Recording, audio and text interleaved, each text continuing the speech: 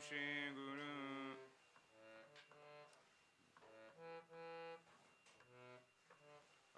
Vandeham Shri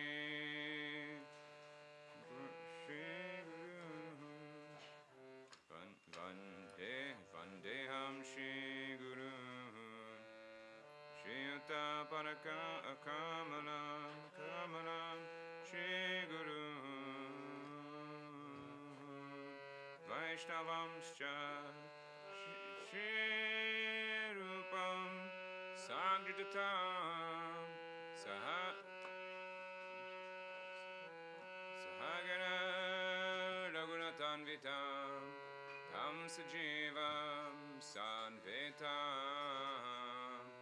Savadutam Varijana Sahitam Krishna Chaitanya Devam Shri Radha Krishna Padan Sahagana Lalita Shri Vishakhanvitamscha Om Agyana Timarandasya Gyananjana Shalakaya Chakshurunmilitam Yena Smai Shri Gurave Namaha Namo Om Vishnupadaya Gona Prishtaya Bhutare Shrimate Bhaktivedanta Vaneti Namine Vandeham Bhakti Chakoram Puranga Nija Preshtita Shrimate Bhaktivedanta Sumivanam Namastubhyam Shri Radhe Kanishtitam Nisayana Katamritam Sankirtanam Anandaram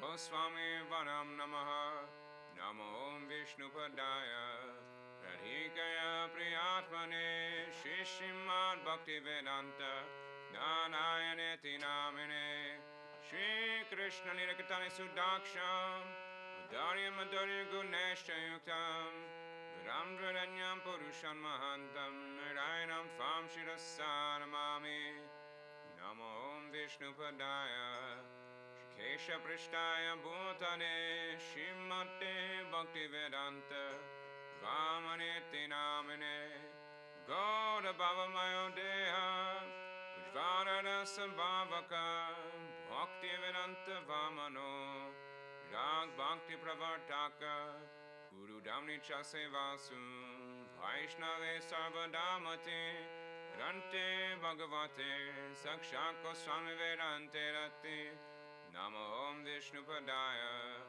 Krishna Prishtaya Bhutare Shrimate Bhaktivedanta Swaminiti Namine Shiv Namaste Saraswati Deve Gauravani Pracharine Nirvashesha Shunyavani Shchati Deshatarine Namo Om Vishnupadaya Charya Simha Rupine Shishimad Bhakti Pragyana Teshvayati Namine Hati Marcha Charitraya Swashitanam Chapaline Jivaduke Sudartaya Shinama Premadayane Godashaya Vigrahaya Krishna Kamaika Charine Rupanuga Privaraya Vinodeti Swarupine Prabhu Parantarangaya Sarvasargunashaline Mayavana Tamoganaya Vidantartavare Namah Namo Om Vishnupadaya Krishna Prishtaya Bhutane Shrimate Bhakti Siddhanta Saraswati Tinamine Shri Varshavanavi Devi Dayataya Kripabdaye Krishna Sambandha Vijnana Daine Prabhave Namaha Joyajvanya Premadya Shri Rupanuga Bhaktida Shri Gaura Karuna Shakti Vigrahaya Namostute Namaste Gauravani Shri Murtaye Dinatarine Rupanuga Veruda Pasidanta Dvanta Harine Namo Gaura Kishoraya Sakshan Viragya Murtaye Vipralambara Sambode Rambo Jayate Namaha Namo Bhakti Vinodaya Satchidananda Namine Gaura Shakti Swarupaya Rupanuga Varayate Gaura Vibhava Bhumestvam Jesta Sajdana Priya Vaishnava Sarvabhauma Shri Jagannathaya Te Namaha Vanchakalpatirabhyascha Kripa Sindhubhya eva cha Patitanam Pavanebhyo Vaishnavebhyo Namo Namaha Namo Mahavadanyaya Krishna Prema Pradayate Krishnaya Krishna Chaitanya Namne Gauratvishye Namaha He Krishna Karuna Sindho Dina Bandho Jagatpate Gopesha Gopika Kanta Radha Kanta Namostute Tapta Kanchana Gaurangi Radhe Vrindavaneshwari Vrishabhanu Sute Devi Pranamami Hari Priye Jayatam Surator Pangor Mama Mandama Tergati Matsarva Swapadam Bojo Shirada Madana Mohano Divya Vrindaranya Kapadrumara Shimaratnagara Simhastanashto Shishirada Shira Govinda Devo Preshtani Visivimano Smarami Shima Rasa Rasarambi Mam Shiva Tata Tashtitaha Harshan Venu Swaner Gopir Gopinata Shri Estuna Vrindaye Tulasi Devyaye Priyaye Keshavasya Cha Krishna Bhakti Prade Devi Satyavate Namo Namaha Panchatatpatmakam Krishna Bhaktarupa Swarupakam Bhaktavataram Bhaktakyam Namami Bhakta Shaktikam Shri Krishna Chaitanya Prabhu Nityananda Shri Advaita Gadadhara Shivasari Shri Gaura Bhakta Vrinda Hare Krishna Krishna Krishna Hare Hare Hare Rama Rama Rama Hare Hare. Would you like to lead Sita?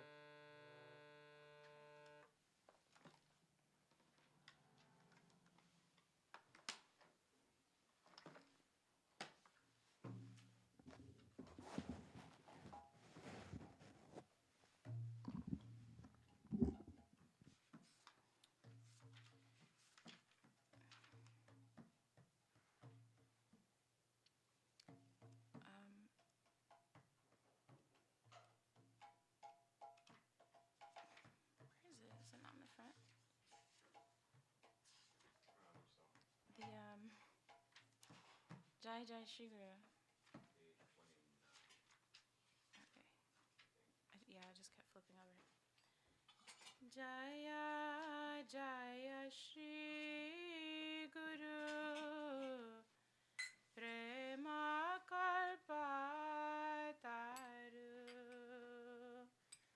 Jaya Jaya Shri Guru Prema Kalpataru Adbudha Janka Para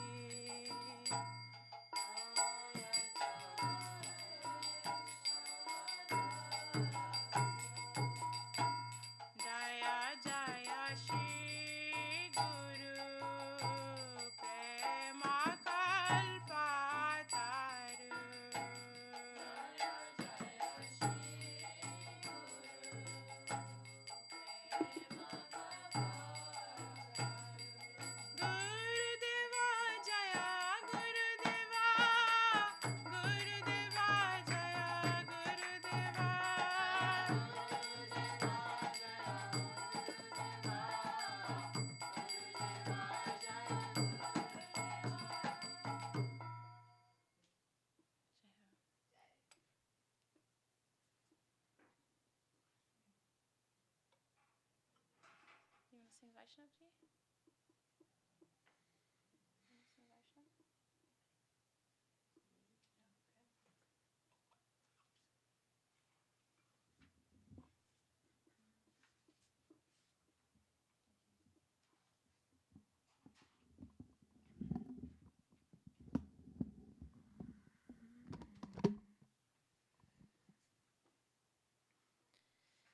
Hari Hari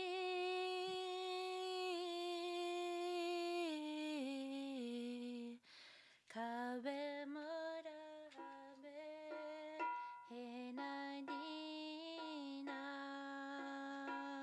Kabe Mora Habe Hena Dina Bimala Vaishnave Ratio Pajime Vasana hoi bekshina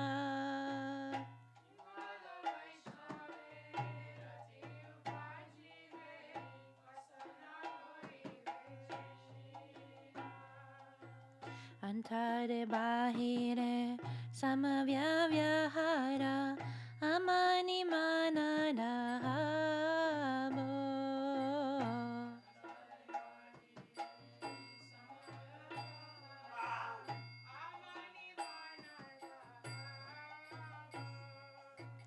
Krishna Sankirtane, Shri Krishna Smarane,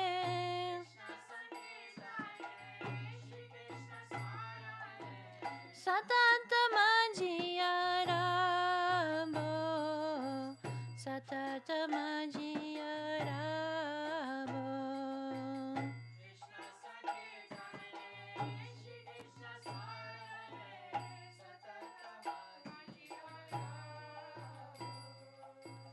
Edera kriya abhyasa koribo jivana japana lagi.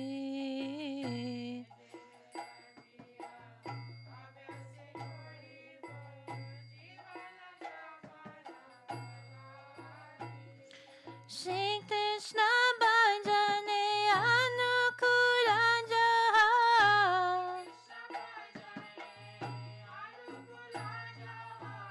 Tahe habo anuragi, tahe habo anuragi.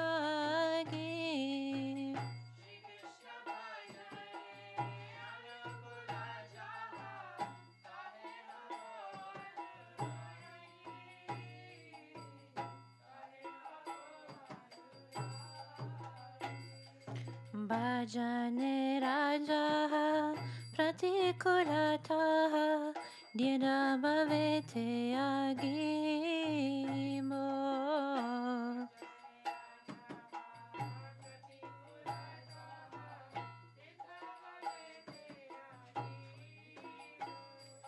Bhajite bhajite samayaya shile.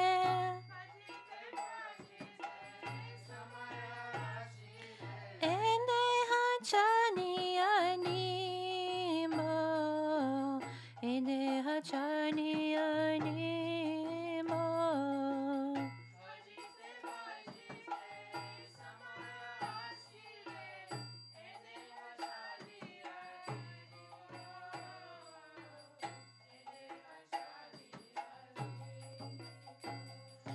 Bakati Vinora Eyasha Kori Usia Godumavane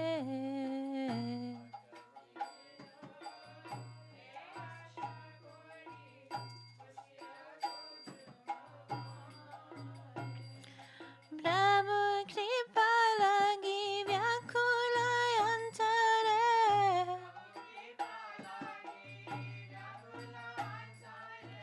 Sadakade Sangopane Sadakade Sangopane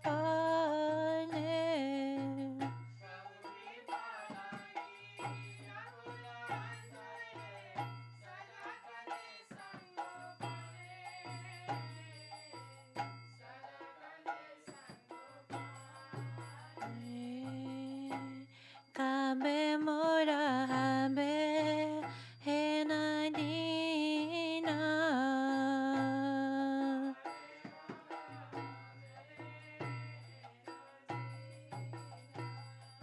Vimala Vaishnave Rati Upajime Vasana hoi bekshina Vasana hoi bekshina Vaishnave Rati Upajime Vasana hoi bekshina Vasana hoi bekshina Thakur Bhakti Vinod Thakur Bhakti Vinod Bhakti Vinod Thakur Bhakti Vinod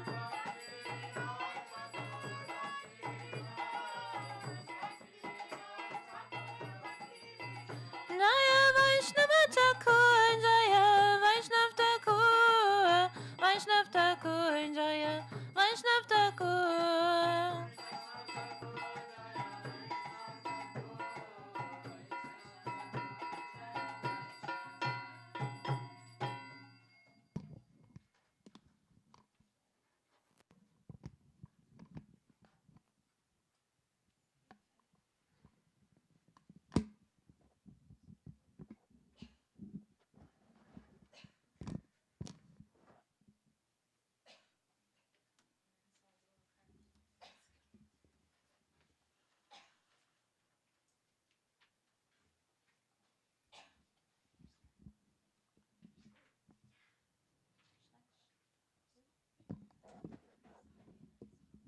Sing for Krishna.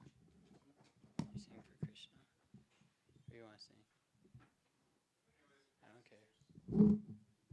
You go on. Okay, here. You want to do Nitai and Gore? I can do Nitai too.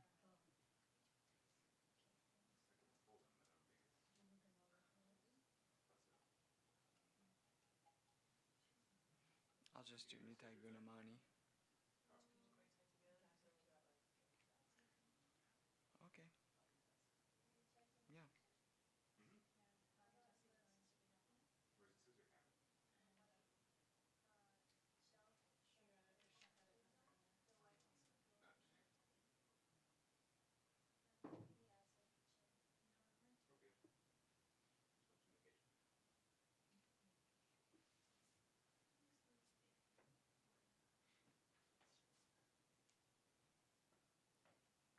I could do Gora Pahu, but Nitai is not really there. Whatever. Page 83.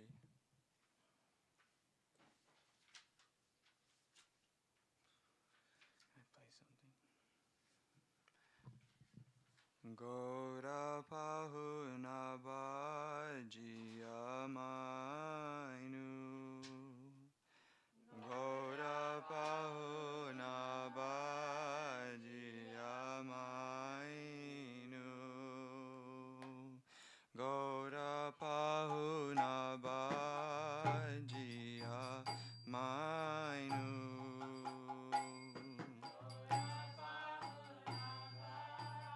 Jiyamainu.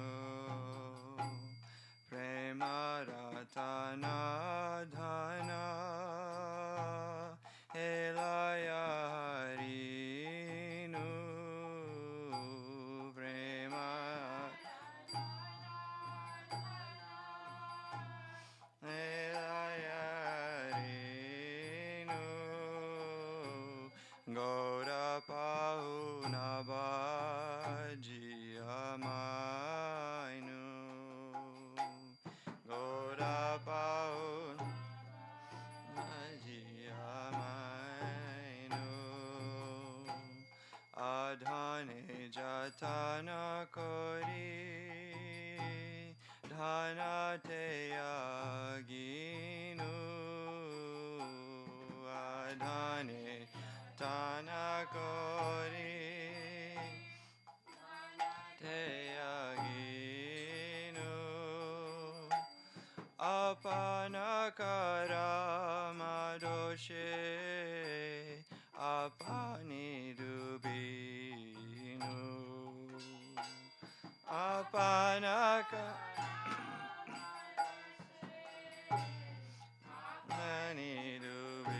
Manidubinu Gora Pahunabaji Amainu Gora Pahunabaji Amainu Satsanga Sharikoi Nu Asate Vila Satsanga Asate Vilasa Te Karena Lagilo Je Karma Banda Fasha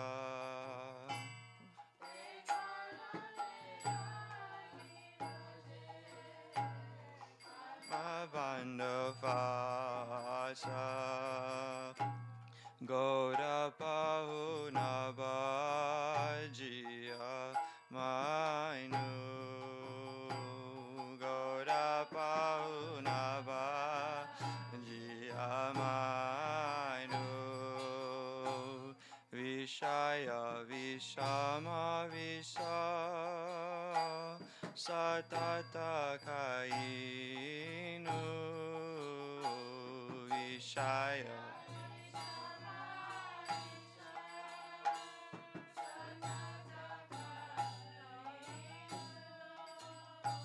Goda Kirtana Rase Magananainu Goda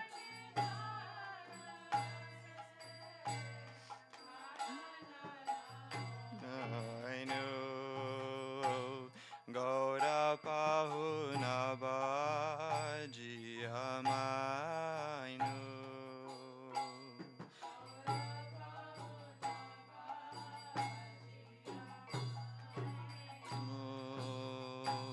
Kenova Achaye Pran Kishuka Paiya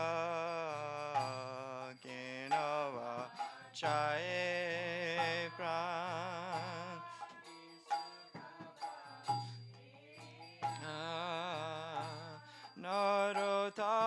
Narotamadasa Keno Nagelo Maria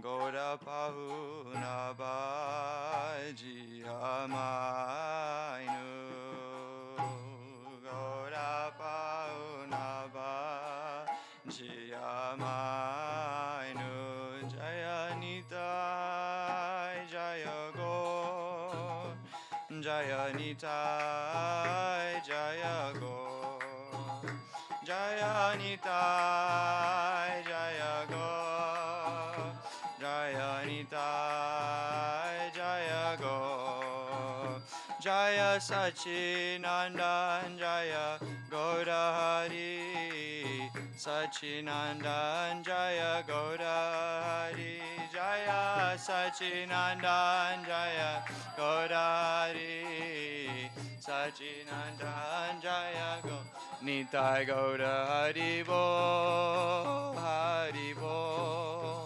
Haribo Nitai Gaudaharibo Nitai Gaudaharibo Haribo Haribo Nitai Gaudaharibo Gaur Premanandi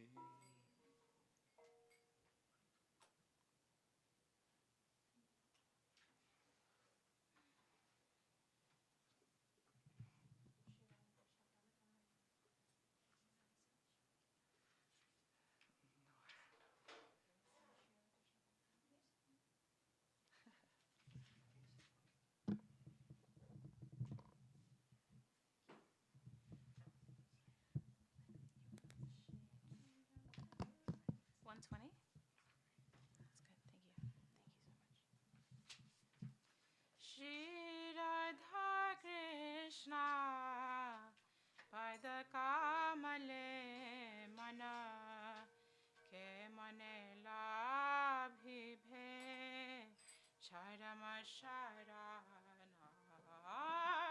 Shri Radha Krishna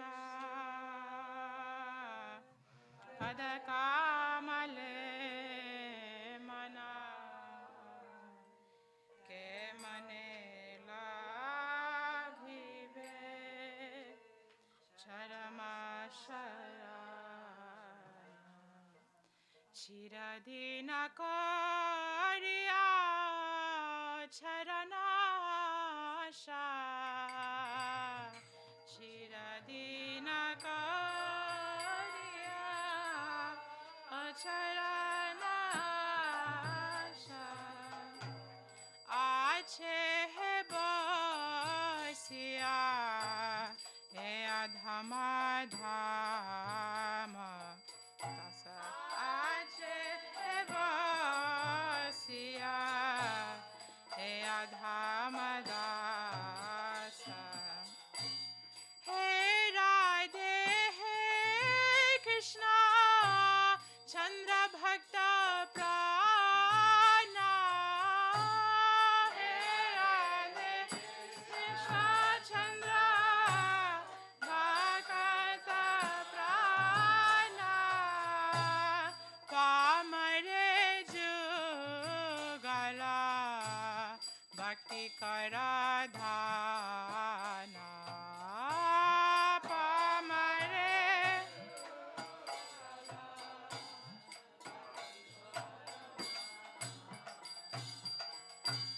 Shri Radha Krishna पद कामले मना के मने लाभिभे चरम शरणा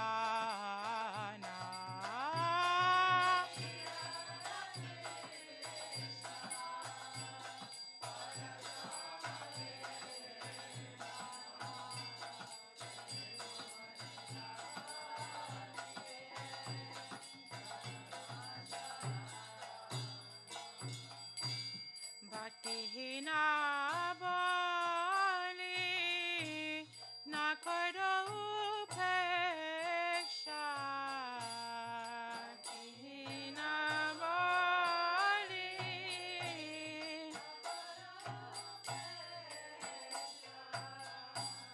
मूर्ख जाने देहो ज्ञान शिक्षा मूर्ख जाने ज्ञान शिक्षा अविषय पिपासा प्रतिदित धासे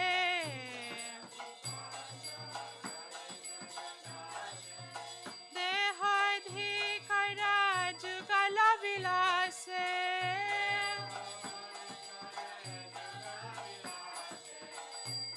चंचल जीवना शत प्रवाहिया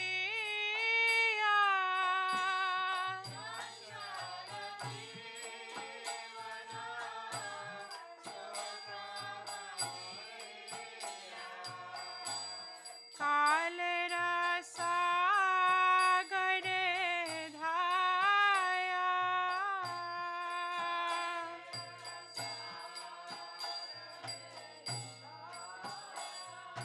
गेलो जे दिवासा नाशिबे आरा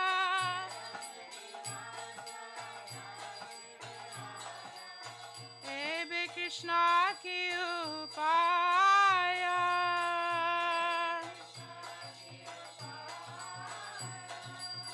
तुमी पतित जनेर बंधु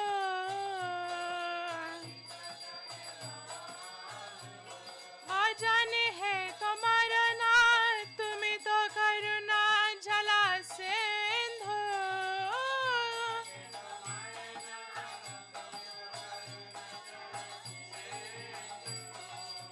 श्री राधा कृष्ण पद कामले मना के मने लभिबे चरम शरण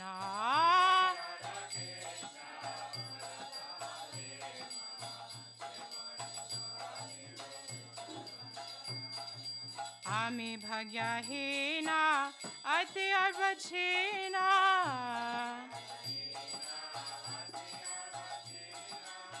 ना जन भक्ति लेशा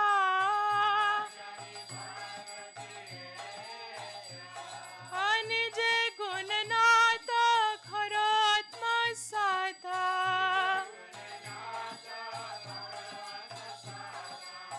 घुछया भवक्लेशा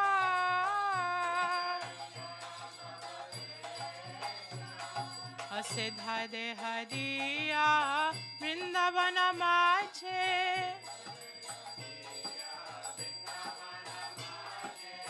सेवमृता करो दाना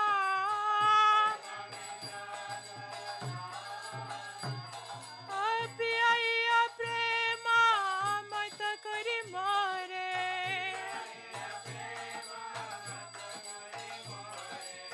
सुनो निजा गुणगाना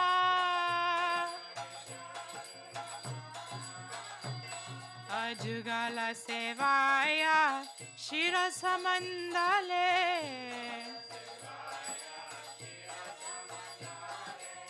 निजुक्त करो माया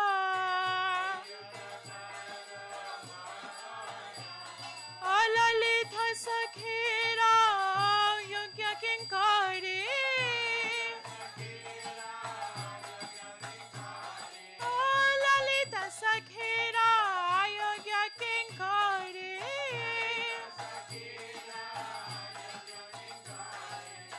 विनोद धरि छे पाया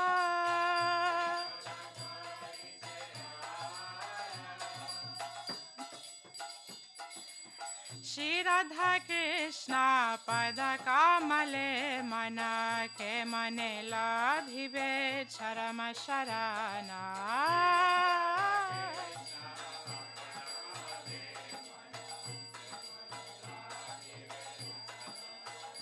जय राधा रमन विहरि राधा रमन विहरि राधे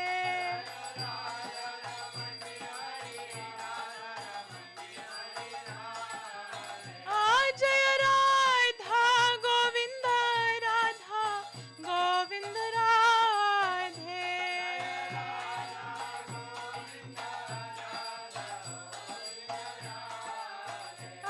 जय ललित सखी जय ललित सखी ललित सखी जय ललित सखी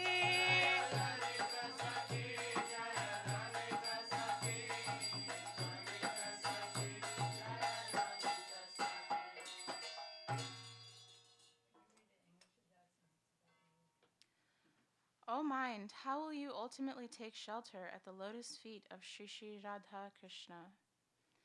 Having had the desire to take shelter of those lotus feet since time immemorial, this wretched servant simply is waiting. O Radhe, O Krishna Chandra, life and soul of the devotees, please bestow upon this most sinful person bhakti to both of you. Please do not neglect me, saying that I am devoid of bhakti. Instead, give this ignorant person your auspicious instructions on spiritual knowledge. Please give this servant who is afflicted by the thirst for material enjoyment the qualification to serve in your amorous pastimes. This restless current of life flows, running into the ocean of time, death. The days that have gone will not come again. Alas, Krishna, what am I to do now? You are the friend of the fallen. I know who you are, my masters. You are indeed the very ocean of kindness. I am unfortunate and exceedingly foolish. I do not understand even an iota of bhakti. O my masters, by virtue of your greatness, take my soul and make me your own, thereby vanquishing my material sufferings. Give me a perfected spiritual body within the transcendental abode of Vrindavan, and bestow upon me in charity the nectar of service to you. After making me drink prem and thus become spiritually intoxicated, hear me sing your glories. Please engage me in service to you in the arena of the rasa dance.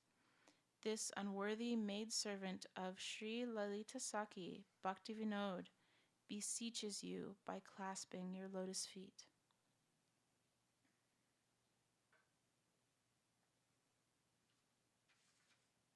Should we sing Lalitastakam? That's fine. I didn't notice.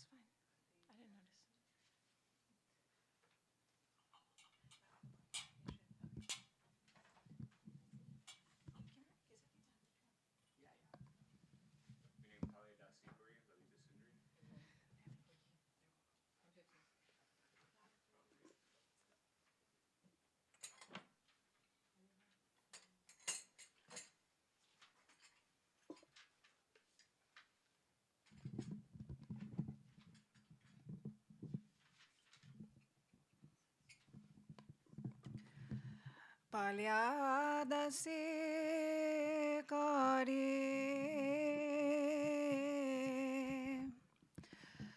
Lalita sundari Amare loiya kave Palyadasi kari Lalita Sundari Amare Laiya Ka Palyada Sikari Lalita Sundari Amare Laiya Kabe Palyada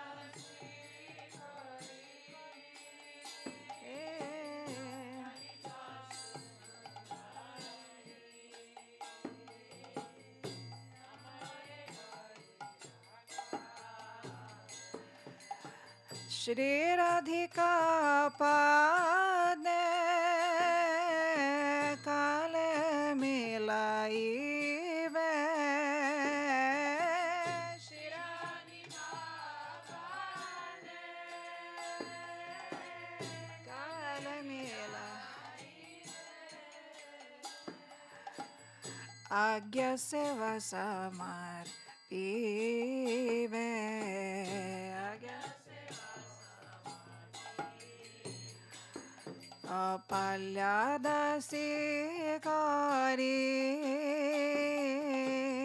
Lalita Sundari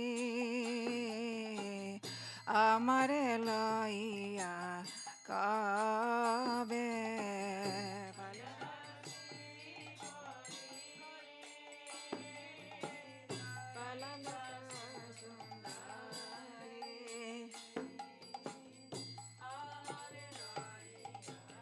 Kabe Ashirupa Manjari Sange Java Kabe Rasa Seva Siksha Tare Shirupa Manjari Sange Java Kabe Rasa Seva Siksha Atadanuga Hoye Radha Kunda Tate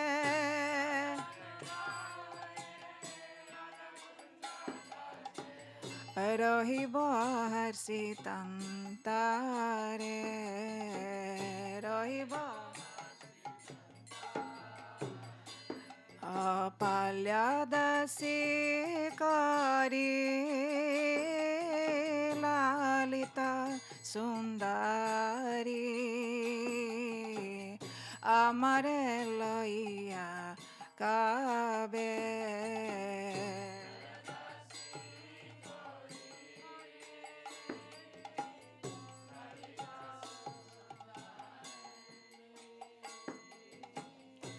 amare loia. Shri Vishakapade Sangita Sikhiba Krishna Lila Rasa Maya Shri Vishakapade Sangita Sikhiba Krishna Lila Rasa Shri Rati Manjari Shirasa Manjari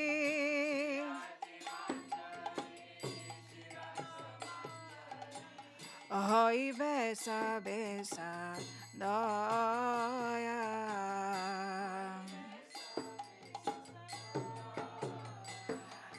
Palyadasi Kari Lalita Sundari Amare Loia Kabe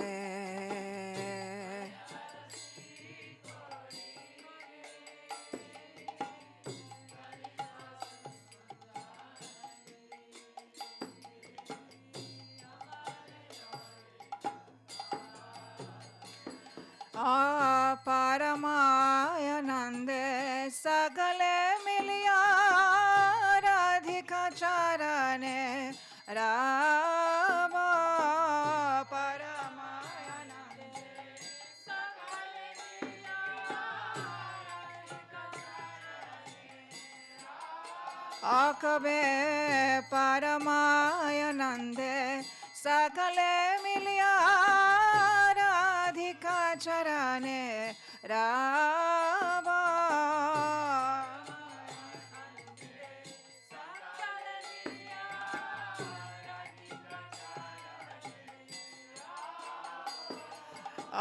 Ei Parakashta Siddhika Behave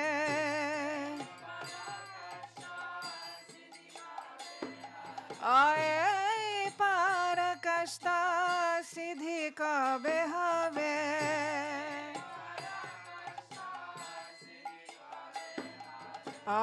Pabaradha Pada Sava Pabaradha Pada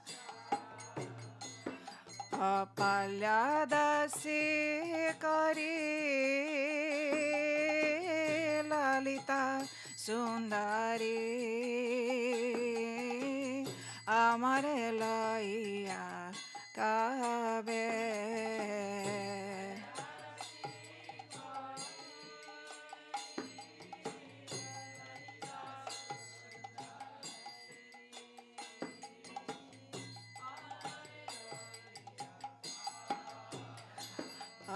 Palyadasi Kari Lalita Sundari Amare Loia Kabe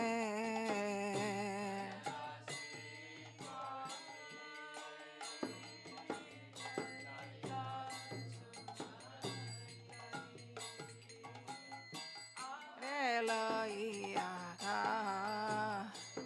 Jaya Lalita Devi Jaya Lalita Devi Lalita Devi Jaya Lalita Devi Lalita Devi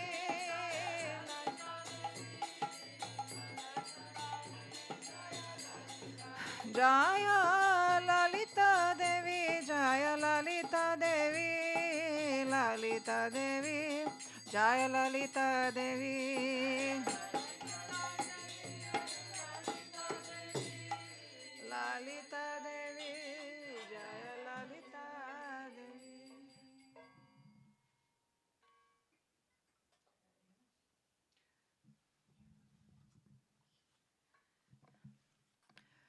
When will the beautiful Lalita, upon making me a Palyadasi, affectionately shouted maidservants, place me at the lotus feet of Shri Radhika and give me seva under her direction? When will I go to Shri Manjari to receive instructions on rasa field service? Under her guidance, I shall joyfully remain on the banks of Shri Radhakunda. At the lotus feet of Shri Vishaka, I shall learn music abounding with the nectar of Krishna's pastimes. Shirati Manjari, Shri Rasa Manjari, and others will be very compassionate to me. In supreme bliss, we will all be together at the lotus feet of Shri Radhika. Oh, when shall I achieve this topmost perfection and receive the honey of Shri Radha's lotus feet?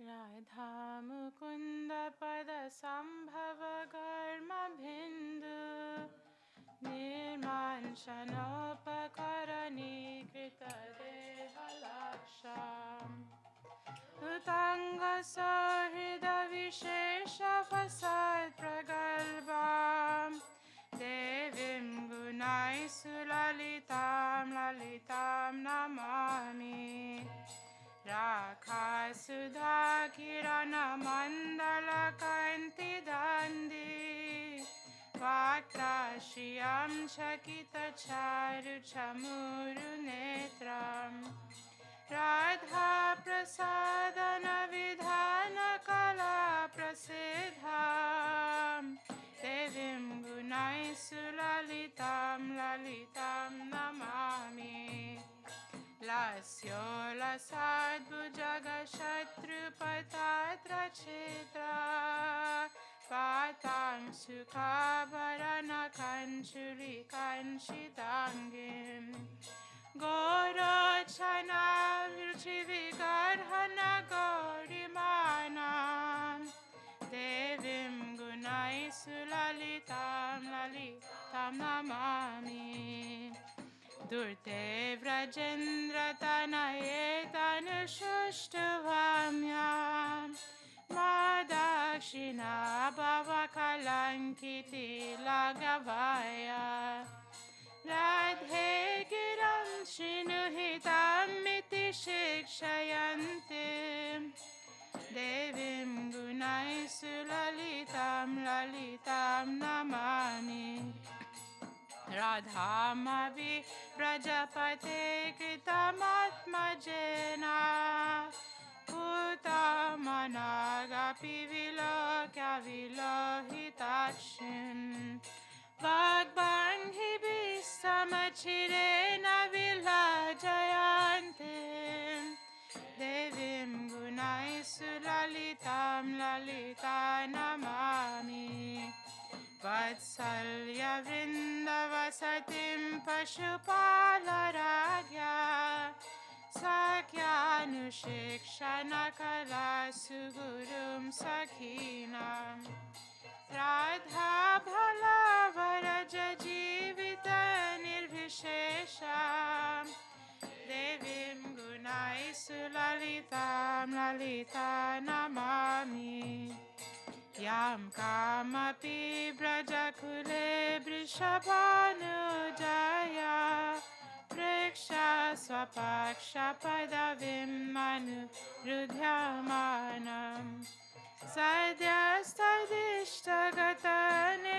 Kritartayantim Devim Gunai Sulalitam Lalita Namami Radha Brajendra Sutta Sangamarangacharya Varya Vinishayatavatim Akilotsavedya Tam Gokula Priya Sakhini Kuramba Mukyam Devim Gunai Sulalitam Lalita Namami Nandana Muni Lalita Guna Lalitani Padyani Apatati Nirmala Drishtirashta प्रीत्या विकर्षति जनं निजवृन्दमध्ये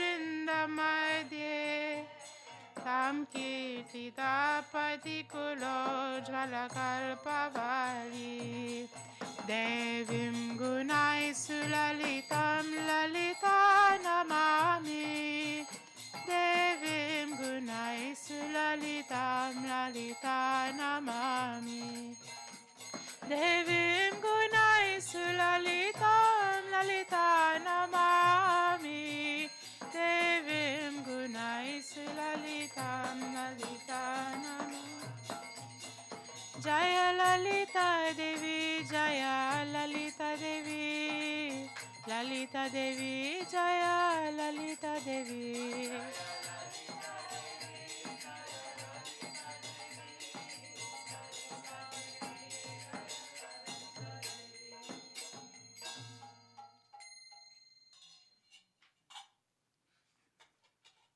Should we take turns saying English or should I say?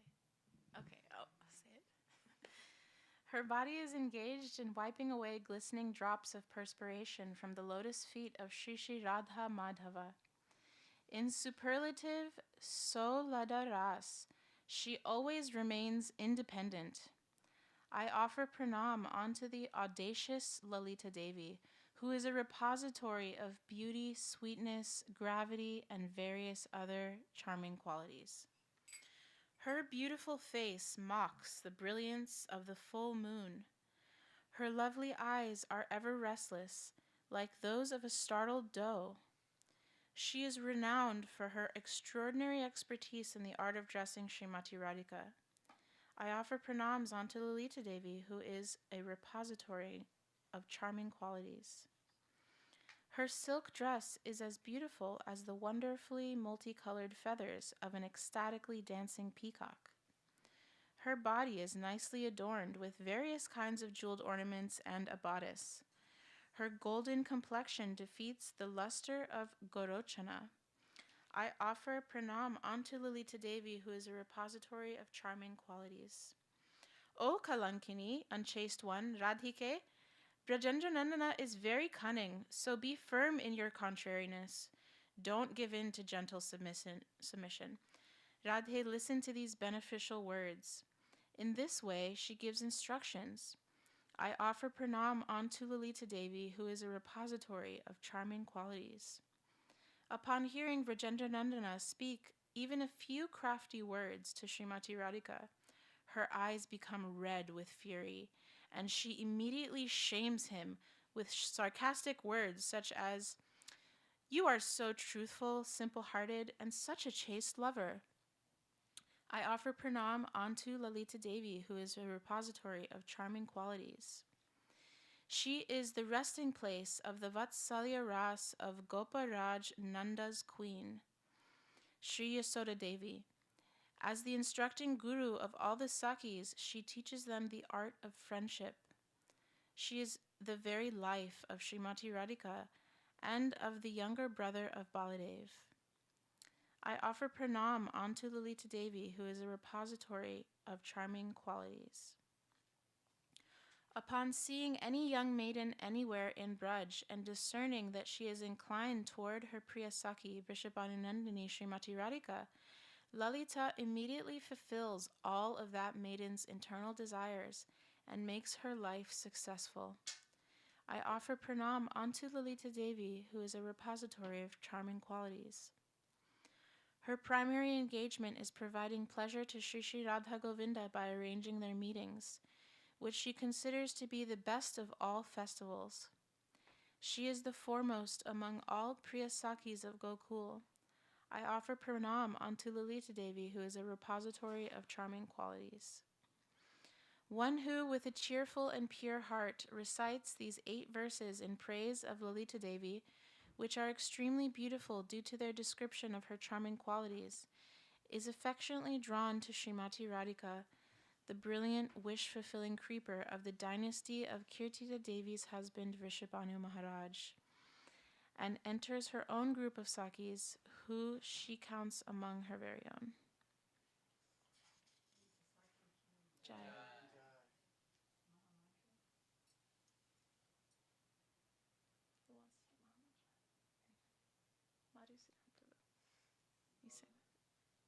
sing B?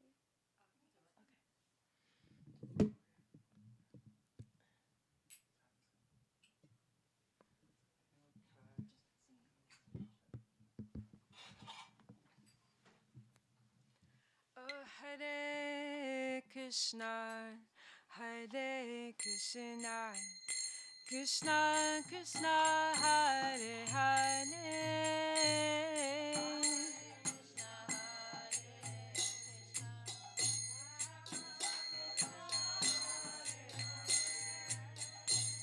Hare Rama, Hare Rama, Rama Rama, Hare Hare.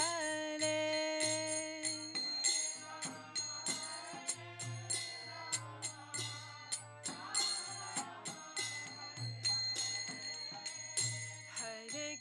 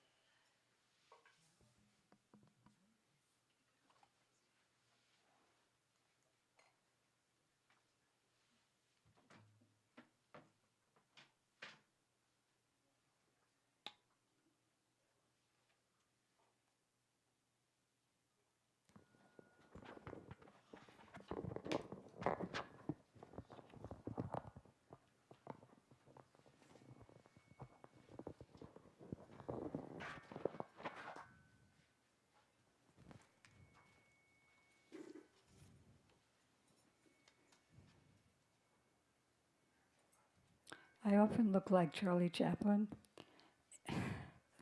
in the live streams because this ends up right here.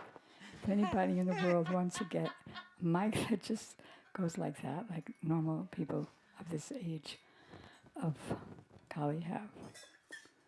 Okay.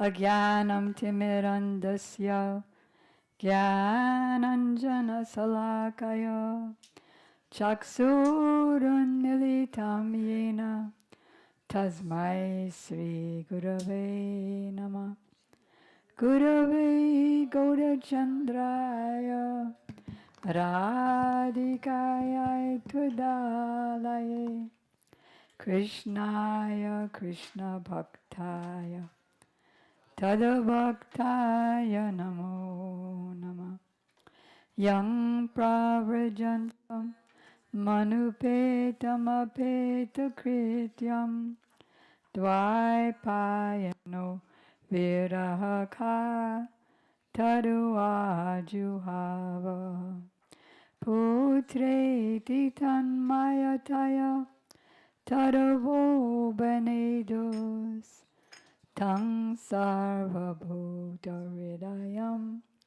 Munimanatosmi Bhaktya Vena Aparadalakshay Chaptasya Kamadi Tarangamaje Kripamai Tvang Sharanam Prapadyam Brinde Namaste Charanarvindam Tavoivasmi Tavoivasmi Najivamitam Bina Iti Vigyaya Radhe Tam Nayamam Charanantike Kripayati Yadi Radha Badita Sheshabadha Kimaparavashishtam Pushti Maryade Yorme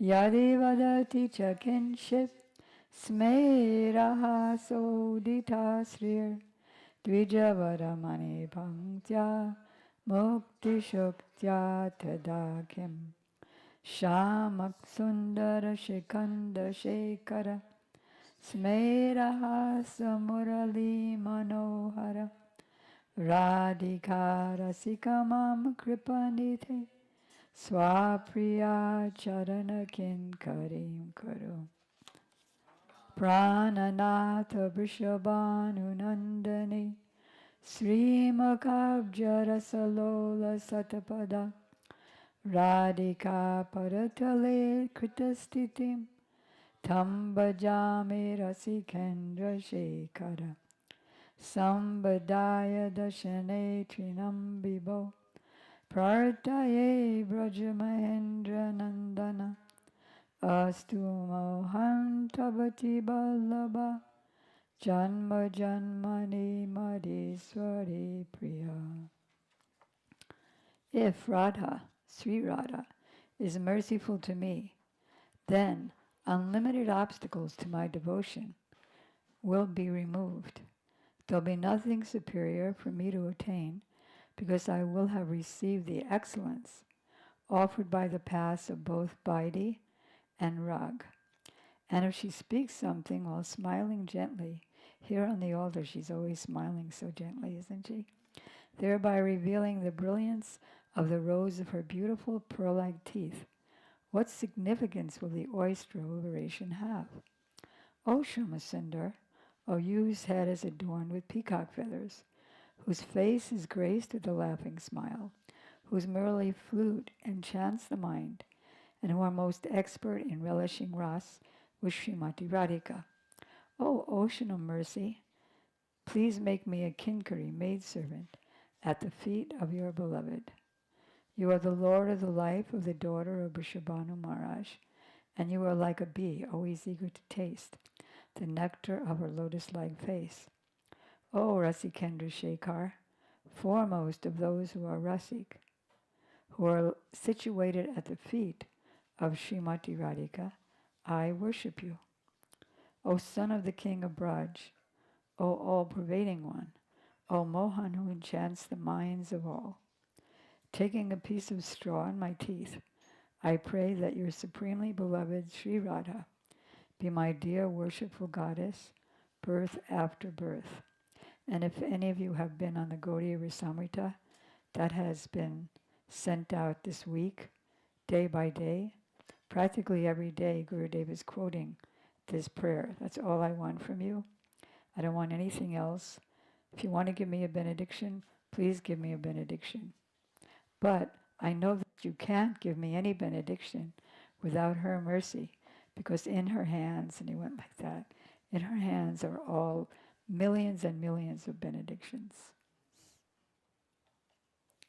Okay, so today is a most auspicious day.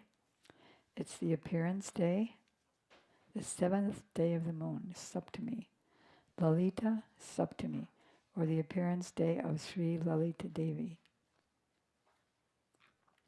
Did you know that she was very instrumental in causing the descent of Chaitanya Mahaprabhu? Yes, it's true.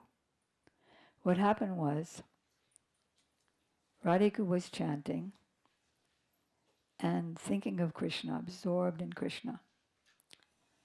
So Lalita told her, well, first of all, who is Lalita? Lalita is the first Kaya Vyuha, the first expansion of Srimati Radhika and her most intimate friend. Her most intimate friends are her first 8 expansions, the Asta Sakis, or 8 Sakis, but she is the first and foremost.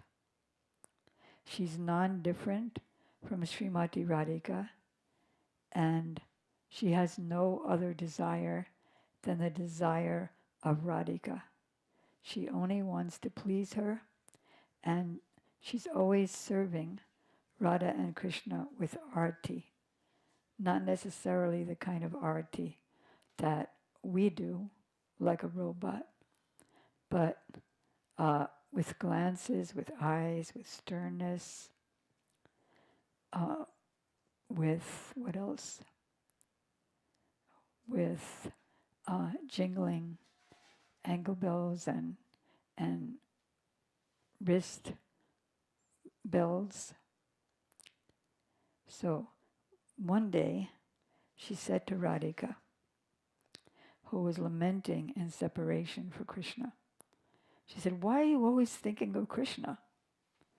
Every time you think of Krishna, it ruins your health. And also, you lose your brilliant golden complexion, and your complexion turns blackish. Why don't you give him up? He's a debauchee, he's not worth your thinking about him. So just forget him. So Radhika says, that is not possible. Why isn't it possible? Just don't say his name. That's not possible. Why isn't it possible? Because every time I say his name, my senses become lost, become like inert. When I see him, I desire millions of eyes. When I hear his name, I desire millions of ears. And all my senses become inert. They stop functioning on the external platform.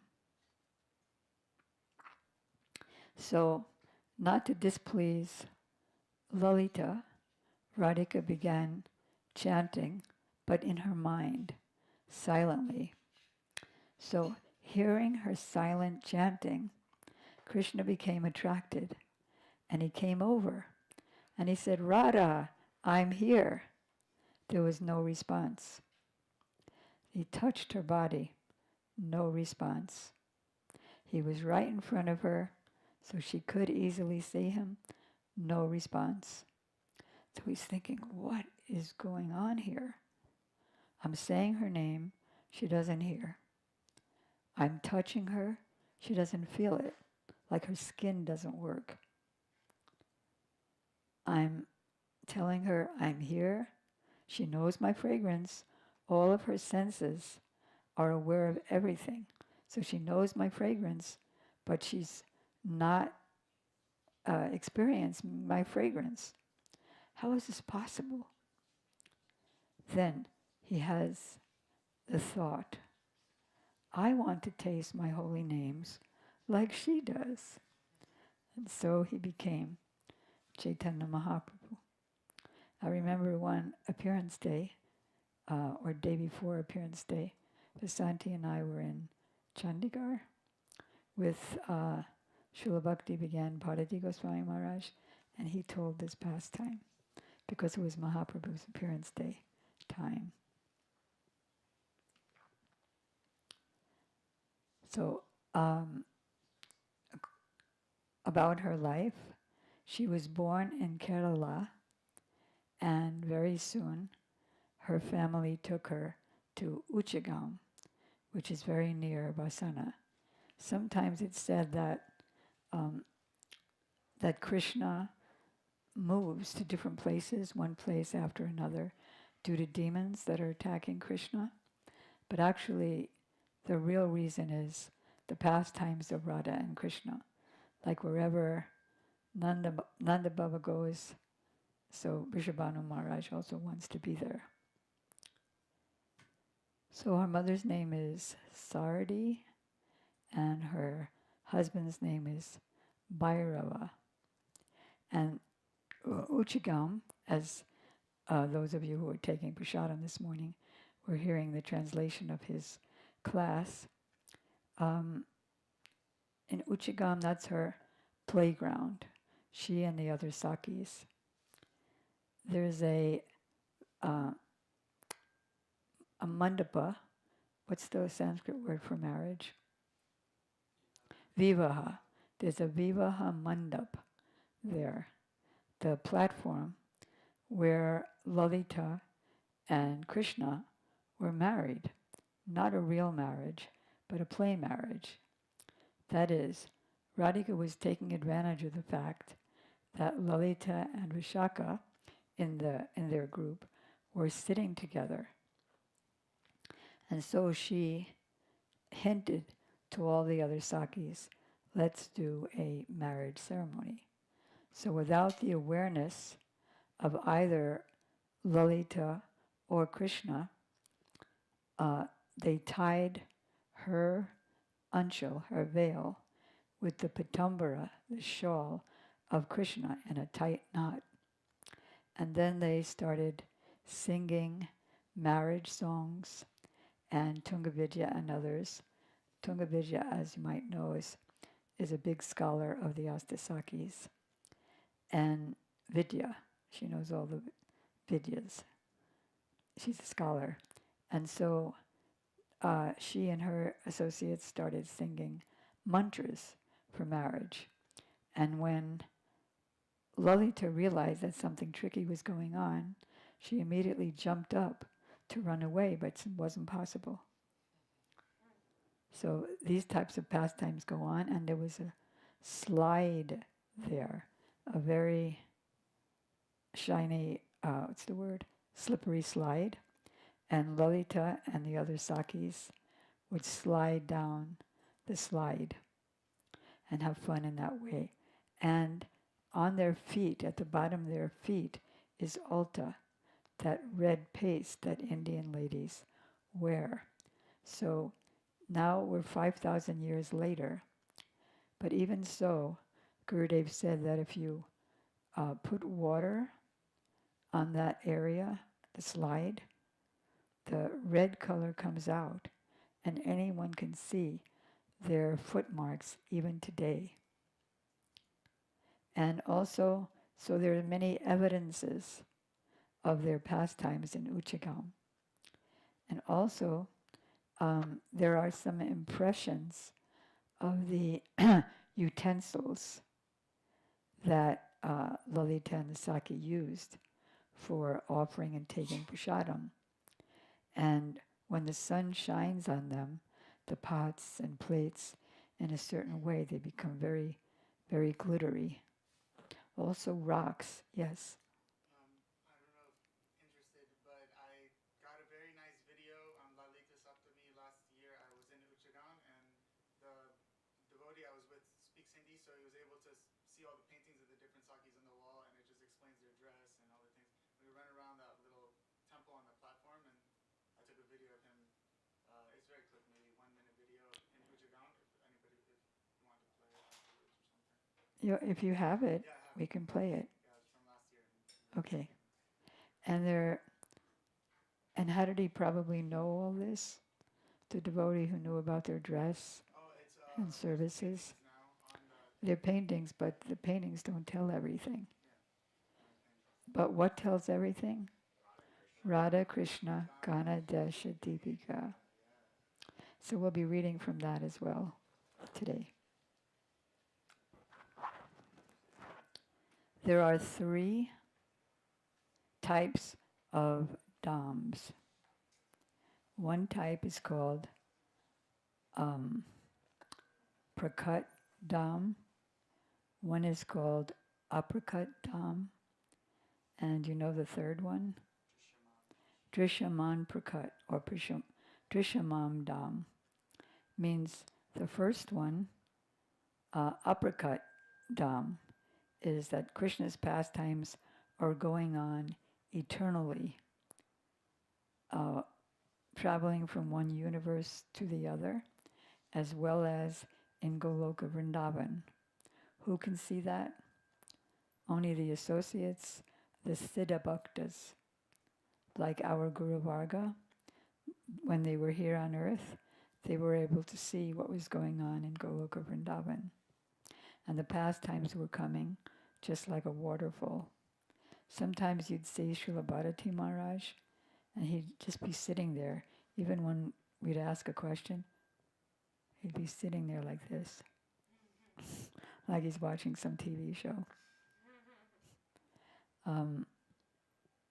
So then there's Prakat Dham, or Prakat Prakash. Prakash means manifestation. And that is when Krishna is in our universe, in the Braj, in our universe. The same pastimes are going on. Not exactly the same. What's the difference? Long separation is here, and there's no long separation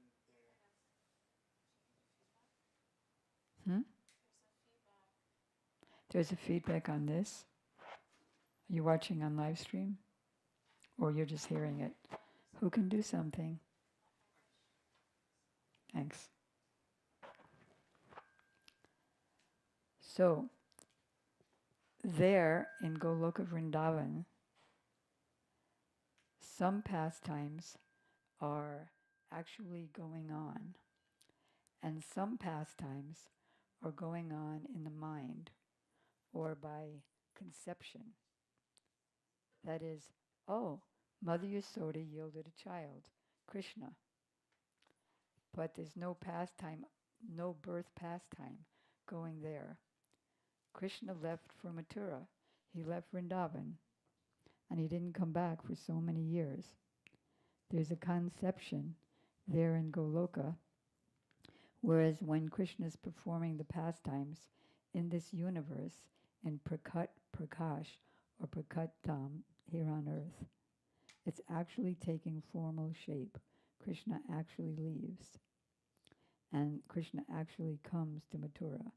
But Mathura pastimes are eternal. It's okay now? Dwarka pastimes are eternal. Vrindavan pastimes are eternal. And one does not go to the other. But there's just a conception, oh, what a terrible dream we had. Krishna went to Dwarka, he married 16,000 queens. Kind of sounds like you're underwater now. Hare Krishna. How is this? Huh? Hare Krishna, Hare Krishna, Krishna Krishna, Hare Hare. Then Drishaman Prakat is what we are seeing now. What are we seeing now? I know, but what are we seeing? Monkey stool, side, huh? Sights of blindness, sounds of deafness, monkey paws, huh? Not quite. It's not like that. It's Vrindavan, but it's covered by a thin layer of Maya. Just like when we go to Mayapur, we're not seeing the pastimes of Mahaprabhu. We're hearing about it, we're seeing evidence of it, external evidence of it. The Jamuna is there, the Kaveri is there, the Ganges is there, rather. But we're not seeing any pastimes, and we're not seeing the river as it is, with all the lotus flower and sparkles, and it looks like a blue sapphire. So similarly with Lalita's pastimes. Now we can hear about them, we can imagine what they're like by hearing, and we want to be there for Prakat. We start out in Prakat Lila after making lots and lots of advancement, going through, associating with previous acharyas, Srila Bhaktivinoda Thakur, Srila Narottam Das Thakur, and going to Mahaprabhu. Then we enter into the mature stage of Bhava Bhakti, and then this body can't tolerate prem. It would explode with the ecstasy of prem in it. And so we take our next birth in Prakat Lila, meeting Krishna, Lalita, Radha, Mother Yasoda for the first time. And then we get prepared and get more training. And then we can go to Goloka. And if we're on earth, we can see Goloka everywhere at all times. Okay. So in Gurudev's lecture about Lalita, he discussed each of the verses of this Lalita Devi Astakam. So let's also do that. Not necessarily in order. Our most favorite of all the verses, which Gurudev sings a lot, would be, for our benefit, Yam, and you can sing it with me if you have it or know it. Yam kamapi brajakule prishabhanujaya preksha swapaksha padavim anurujyamanam sadyastharistagatane kritartayantim devim guna sulalitam lalitam namami. So if she sees a maiden, where are you coming from? Nandagaon. Or another maiden, where are you coming from? Yavat, Vishabhanupur. Then she knows that maiden is especially eager for service to Srimati Radhika. And so she grants them the Astasaki Bhav of the Saki Bhav of a, what do you call the word that I'm looking for? Swapaksha Bhav. Swapaksha Bhav means there's 4 pakshas, 4 groups of gopis. Well, there are many groups of gopis depending on which list you're looking at. In this list, there are 4 types of gopis: Swapaksha, Vipaksha, Tatastha Paksha, and Surit Paksha. How to easily remember it? Welcome, Jasoda. How to easily remember it? Let's take a line. At one end of the line, this way, there's a little line going that way. At the other end of the line, there's a little line going that way. 10% in from, because this is Radha's line. That's the Swapaksha gopis. Let's go 10% in to this long line and make another line. That's Surit Paksha. They're not quite in Radharani's own group, where she sees them like her own body, but there's some respect, like they'll stand up when Shamali comes. And that 10% going in this way is 90% from the other end. So to Chandrabali, who is the head of the Vipaksha gopis, you can stop me if you don't understand. She is tatastha, neutral, not interested. Then we go 90% this way, which let's make a line, 10% to the end, the other end. And they are surit, or friendly, to Chandrabali, not quite in her direct group, and tatastha towards Radharani. They always try to get Krishna to leave Radharani and come to Chandrabali. Sometimes they intercept. When Krishna's on his way to Radha, they'll intercept, say, oh, our Saki Chandrabali is waiting for you, she's dying without you. And then Krishna feels obligated. And he goes, and Radharani is sitting there when Krishna's late. But why does Krishna do that?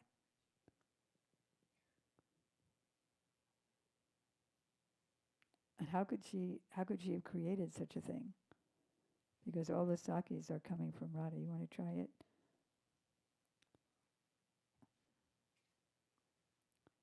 You've read Prem Samput? Yes. Okay. In the Prem Samput, it's described that when there's an obstruction in the love, like it grows stronger. Like if you have a river and you put a big rock in it, then at that place the water will flow faster. So by placing some obstacles in the love between Radha and Krishna, that will actually increase it. Increase her love instead of decreasing it. Yes. Good. And what else will it do? I mean, like the eagerness and the separation will increase. Mm-hmm. And slipped. Why does she do that? For Krishna's pleasure. Because she knows that Krishna can't be fully happy if I'm not there, with me as the center. So if she gets upset, it's really for Krishna's happiness and welfare, not her own. And then if she speaks to him harshly, that's for his pleasure. Like, don't you know where you're going to find your happiness? How could you settle for less happiness? Right? It says that there. Okay, so Lalita is the head of the Swapaksha gopis. And she has the power.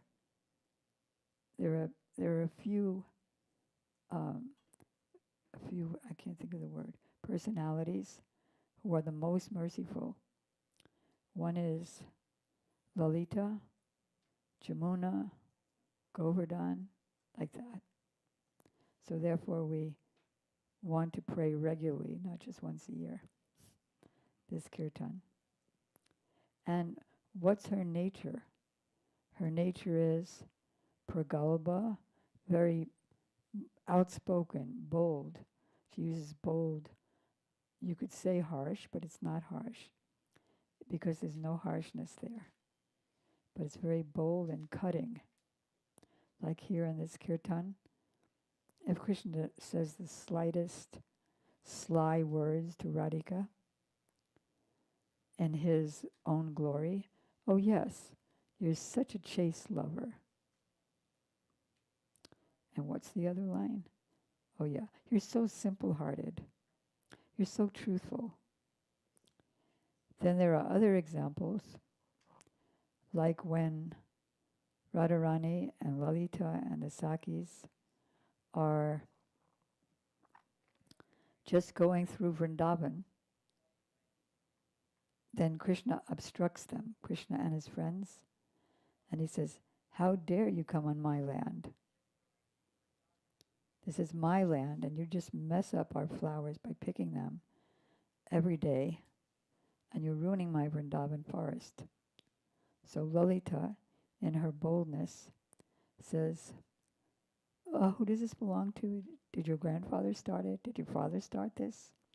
Actually, you're the one who's ruining Vrindavan with your millions of cows every day trampling with their hoofs. And have you planted or even watered one plant here in Vrindavan? We've planted them, we've watered them, we've nourished them." And then Krishna says, "Well, Vrinda, who is the embodiment of Vrindavan, is my wife. So whatever belongs to the wife belongs to the husband." And so Lalita replies, "Let's get Vrinda and let's ask her." She said, "I wouldn't, in a million years, I wouldn't marry this black person. Nobody would." So he has to try and get his flute to be his wife. And then Krishna says, "You're calling me a liar? Don't you realize I'm a very religious person?" And so Lalita says, "Oh yes, you're so religious that when you were a baby, you killed a woman who came as your mother to breastfeed you. And you killed so many others. You killed a calf. You killed a cow. Is that religious? You need purification. You have to bathe in so many sanctified rivers." So in many ways, she embarrasses Krishna, makes him put his head down and stop his own haughtiness. And how does she instruct Radharani? Don't give up your man. Don't, because water is very valuable. Is there anything besides air that's more valuable than water? But why don't people think it's valuable? Because it's in so much abundance. So if you make yourself abundantly available, Krishna's not going to appreciate you. So do man, and then Krishna will appreciate you more. Otherwise, he'll just think that you're easy and he'll go to somebody else. So in so many ways, she instructs Radharani. Vishaka, on the other hand, who was born on the same day, same time as Radha, she has more of the same nature as Radhika and instructs her to give up her man, but Lalita is instructing her to increase her man. Then another verse, she's the resting place of the motherly affection of Mother Yasoda. Mother Yasoda gives all her love to Lalita, just like Mother Yasoda loves Srimati Radhika as much as she loves Krishna. So she loves Lalita in the same way. So if anybody sings this kirtan, what will happen? These 8 verses in praise of Lalita Devi, which are extremely beautiful due to their description of her charming qualities. She's very grave, very sweet.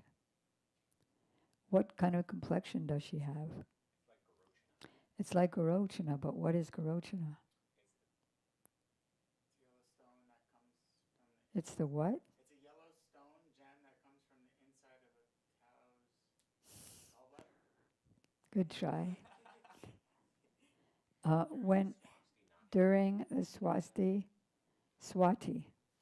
Nakshatra, different things happen. That same rain that happens in the Swati Nakshatra, different things happen. What happens?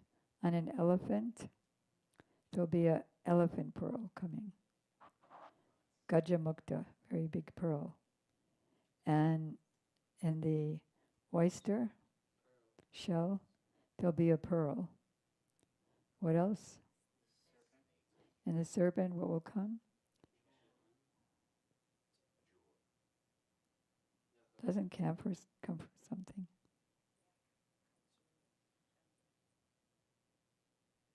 We're all at a loss about camphor. Camphor? I thought musk does. But we're talking about the Swati Nakshatra. So from the, where are we?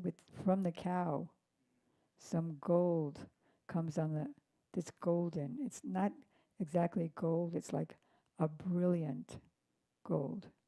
Not quite the same as Srimati Radhika's molten gold. It comes onto the hoof of the cow. So it's very, very brilliant and very, very expensive if they want to use that. And she's very expert at dressing Srimati Radhika. So let's take something from there. Let's go from there to like how she dresses. So we're running to Sri Radha Krishna Ganadesha Deepika. Now, mostly when I see paintings of Lalita, her dress is green with peacock feathers on it. But that's not the description. She's as brilliant as the feathers of the peacock. It doesn't mean that she has peacock feathers embroidered onto her skirt. So I revolted and I just made her a completely different color. And the painting's not here anymore. Adi Kunjakirtan. All right, so let's take a look at her dress.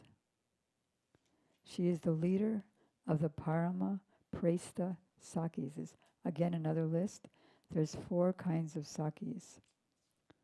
There's Nitya Saki, Pran Saki, Priya Saki, Plain Saki, Priya Saki, and Parama Presta Saki. Plain Saki, there's no word plain, but it's just called Saki. It's like Dhanista. Dhanista is more inclined on the side of Krishna. She's younger. She has no conjugal relationship with Krishna, but she lives in Nandabhavan as a servant of Mother Yasoda, and she always making arrangements for Radha and Krishna to meet together. She brings Krishna's remnants to Srimati Radhika. This is Lalita. It does sort of resemble brilliant peacock feathers, colors, a little bit. And then Priya Sakis are Sakis who have amorous meetings with Krishna themselves, but they're not as intimate or dear as the Paramapresta Sakis, the heads of whom are the Astasakis, the head of whom is Sri Lalita. Lalita means, what does her name mean? Charming. Like Lalita Madhav, that book, charming Krishna, chanting Krishna.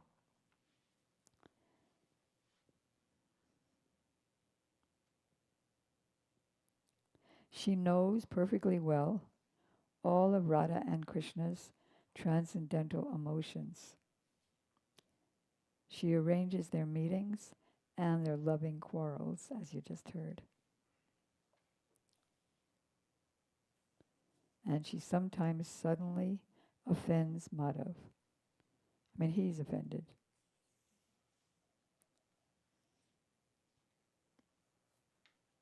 She sometimes, at the time of the loving quarrels, she incites Sri Radha to increase her man more and more. What does that do? It increases Krishna's supplication more and more. And she works very hard to arrange for their meetings. But then when the meeting comes, she becomes indifferent or she acts indifferently. Like at the time of Holi, the squirting pastimes, Krishna comes to Lalita and the Sakis because they're making necklaces.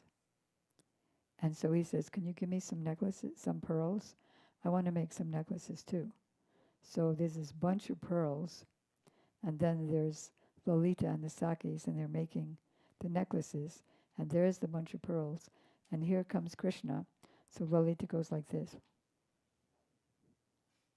pushing them away from him. Can I even have 4 or just a few for my cows? What do you call those? Horns? And nope. So what does Krishna do? Takes revenge. He wants to grow pearls, in unlimited pearls. So my point, I don't want to go into the pearl story, but it's all incited by Lalita. And then, anyway, so he makes pearl.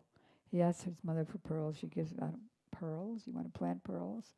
Anyway, so the pearl shoots become pearls. And then Radhika wants to have more pearls than Krishna. So all the Sakis get pearls from their mothers. And then they plant the pearls, and the pearl shoots start coming. But what happens? Krishna sends Madhu Mangal to pull out their pearl plants and put in thorn plants. How come? We watered them with the milk of our cows just like Krishna did, but thorns are coming. So then the gopis have to go and beg Krishna for pearls. And so, it all starts with Lalita.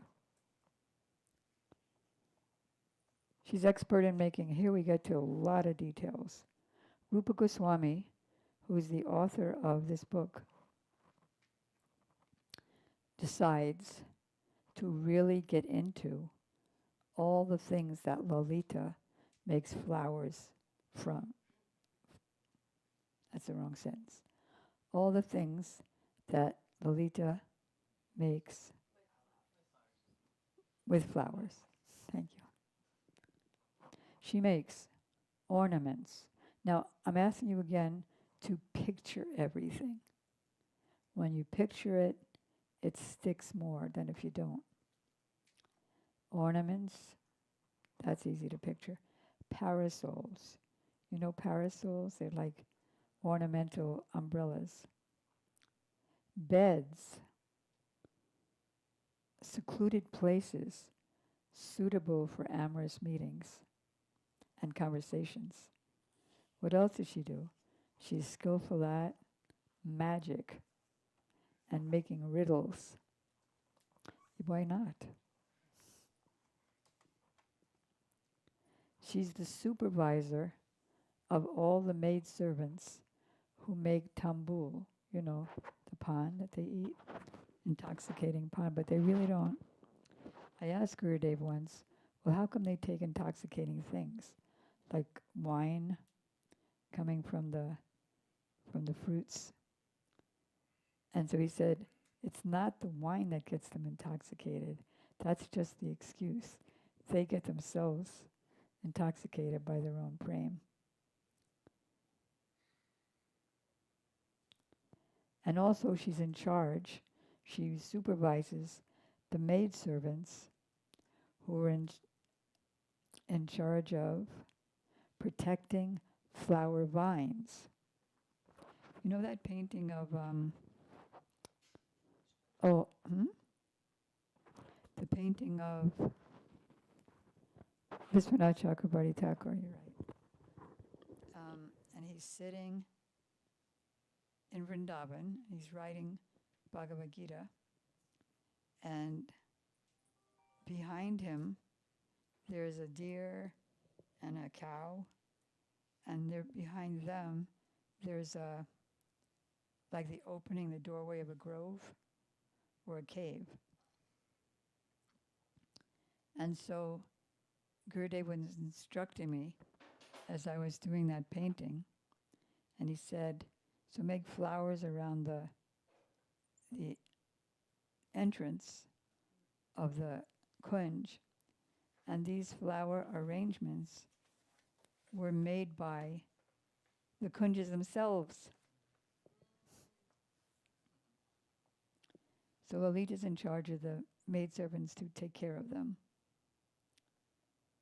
She's also in charge of the Vana Devis, the maidens of the forest goddesses. And she's even in charge of the maidens who are, I don't know what this means, esteemed in venerable groups, like who take charge of those things.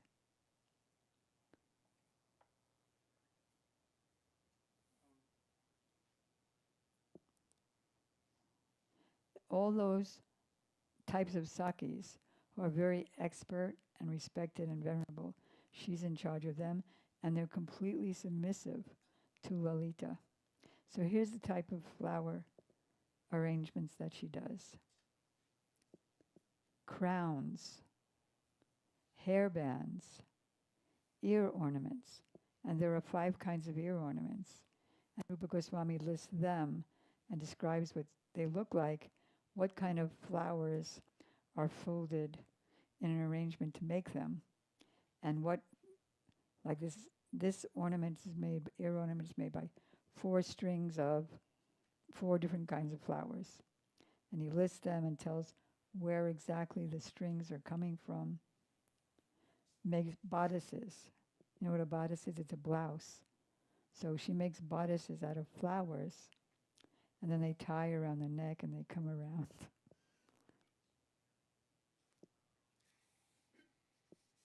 They're called kanchulis. She makes waist belts, bracelets, and she engages other sakis in doing that. Necklaces, forehead decorations, all made by Lalita and her assistants. And then you can see Rupa Goswami, as subsections, he gets into crowns and explains them very elaborately. And explains the hairbands, he explains the ear ornaments, and then each ear ornament gets its own explanation. He's thinking it's that important to give it time. Armlets,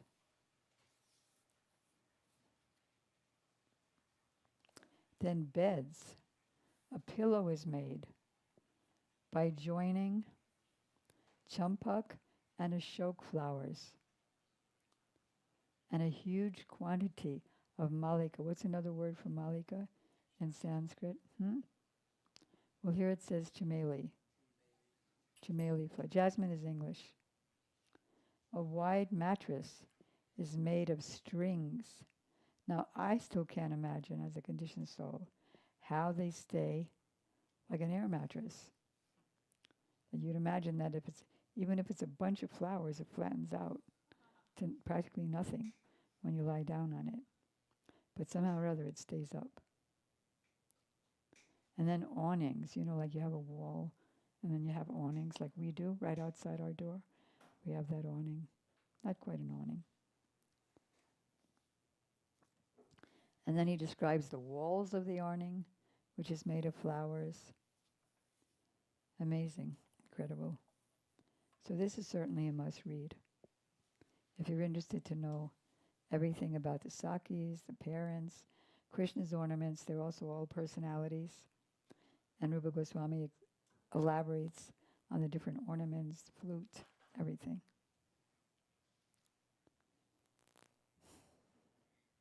And then in that lecture, Gurudev quotes, or Gopiyanu Gatya Vina Aiswarya Gyane Bajileha Nahi Paya Brajendra Nandana. Means if you have without following in the footsteps of the gopis, anyone who maintains a conception of Aiswarya, just like we do, will never be able to attain the lotus feet of Brajendra Nandan. That's why the other day in my class I said, sadly enough, because we're doing Vaidhi Bhakti, we're worshipping Krishna and Radha in the mood of Lakshmi Narayan. Regulation. It's after 1, why are you late with the offering? Well, so-and-so just took her time. Or it was so-and-so's first time, so she didn't know. Anyway, so how do we transcend that? How do we get to the next stage? It is a bona fide stage. If we don't go through this stage of Vaidhi Bhakti and rules and regulations, then our so-called practice of Raganuga will be sentiment and sahajism concocted. And then we fall down and go to hell. So how do we transcend it? How do we go to the next stage? By doing it under the guidance of Tattva Gyan Rasik Vaishnavas and learning from them how to do bhajan, what books to read. And then by getting their mercy, because just the endeavor won't do it alone, when the mercy comes, then that Bhava Bhakti descends from their hearts into the hearts of the disciples. So we practice doing the bhajans with the proper moods. Not that, wow, I really sang the topmost bhajan. Did anybody hear that? Did you hear that? I'm not going to say it. They'll think I'm puffed up. So thinking I'm the most wretched, the most fallen, please give me your mercy, as exemplified, like reading the books of the Goswamis and see how they prayed. When will I hear, Raghunath Das Goswami, when will I hear your ankle bells? Not just seeing ankle bells jingling, but in a pastime. And thus cure my deafness. And thus you'll cure my deafness. Because I'm doing what? Hearing sounds of deafness. Who said that? Can you?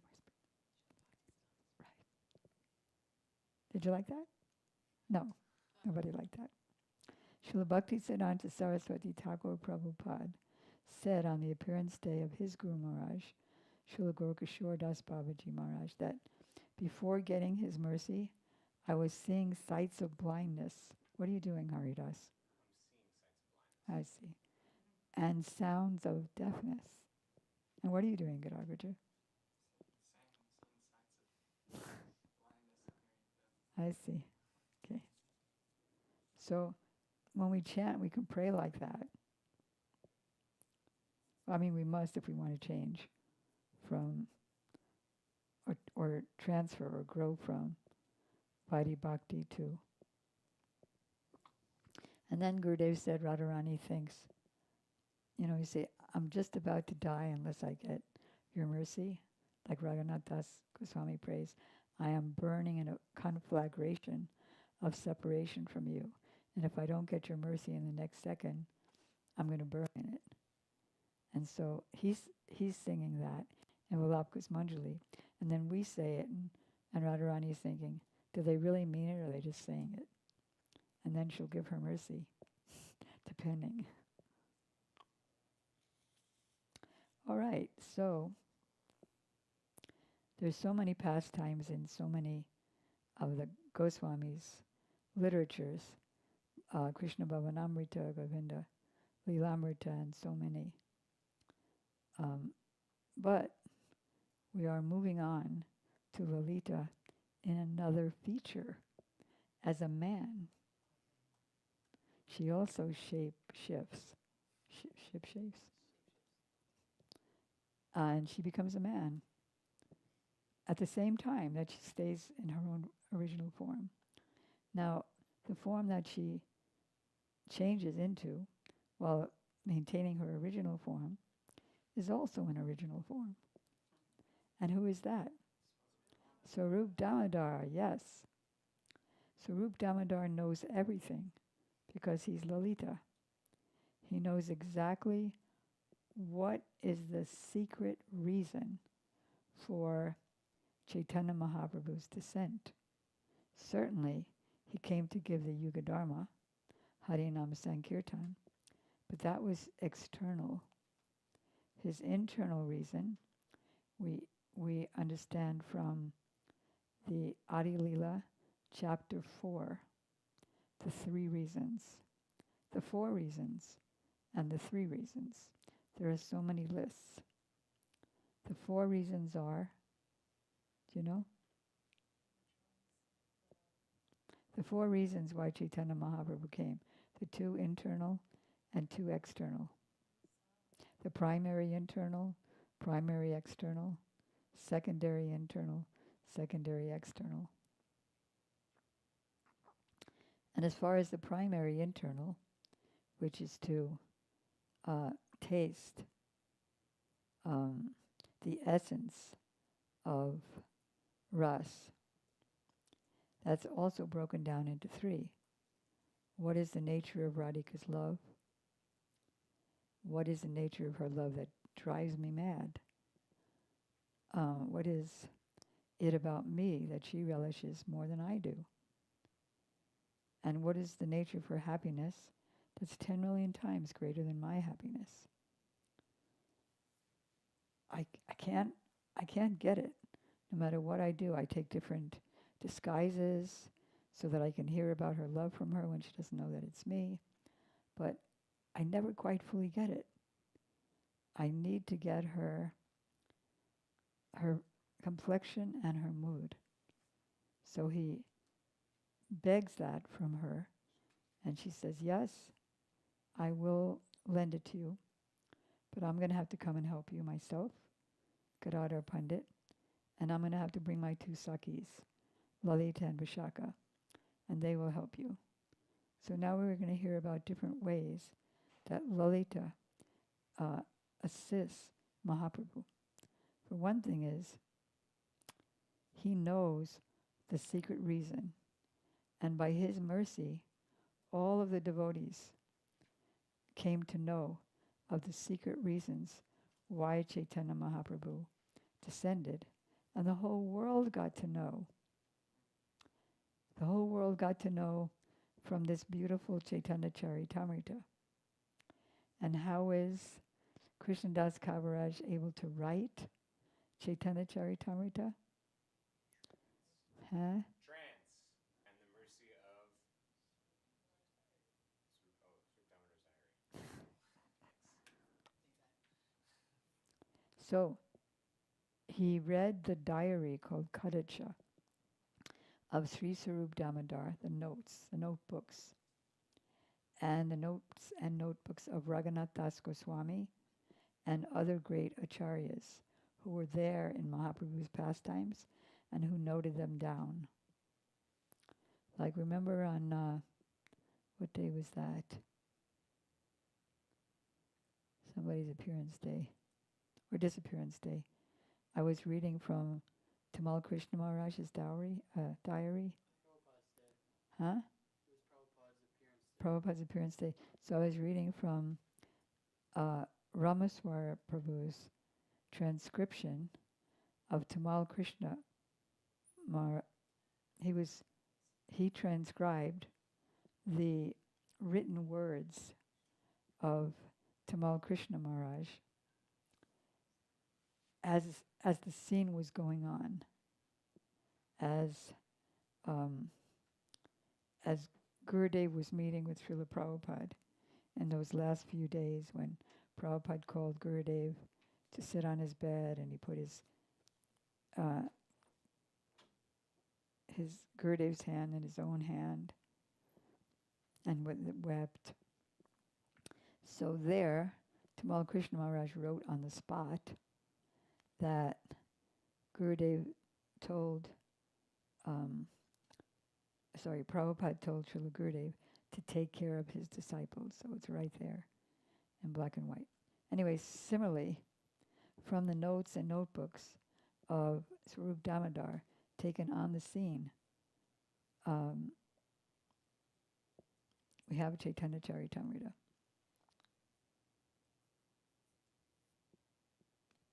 If anybody else wrote anything,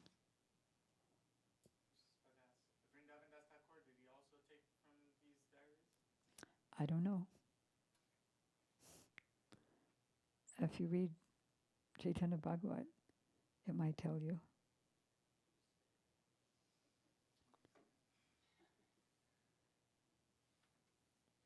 So, where are we?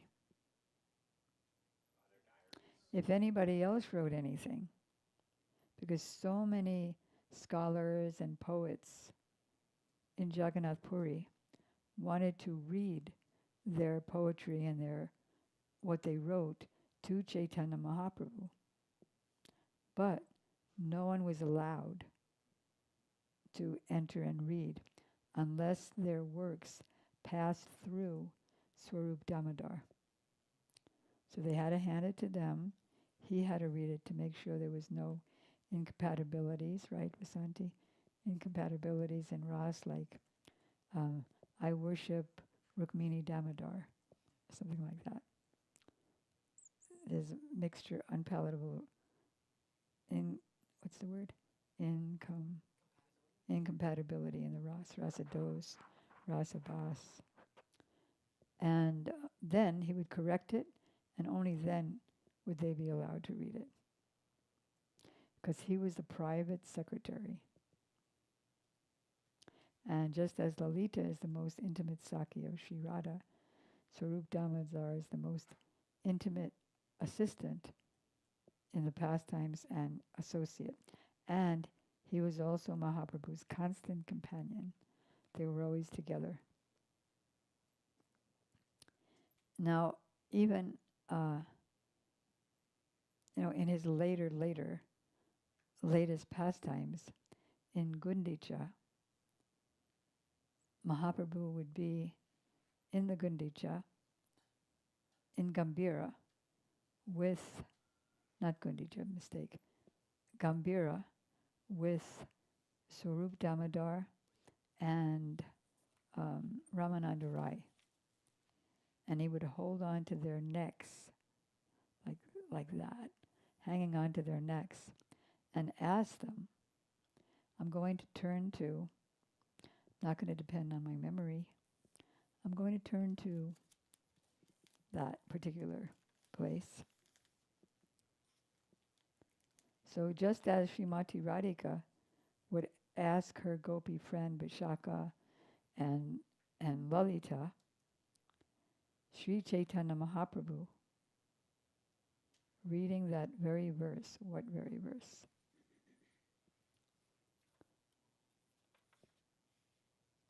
Oh, he would speak just like a madman, speaking in strange languages, holding Ramananda Rai by the neck, and in the two verses it says the two different necks and the two different questionings for the both of them.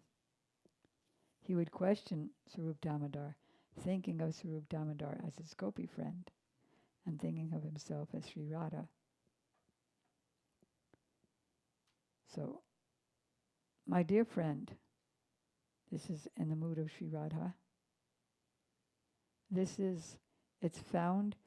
verse is found in the Lalita Madhav by Rupa Goswami, which takes us from Vrindavan to Dwarka, when Radharani becomes Satyabhama, like that, and the other Madhav,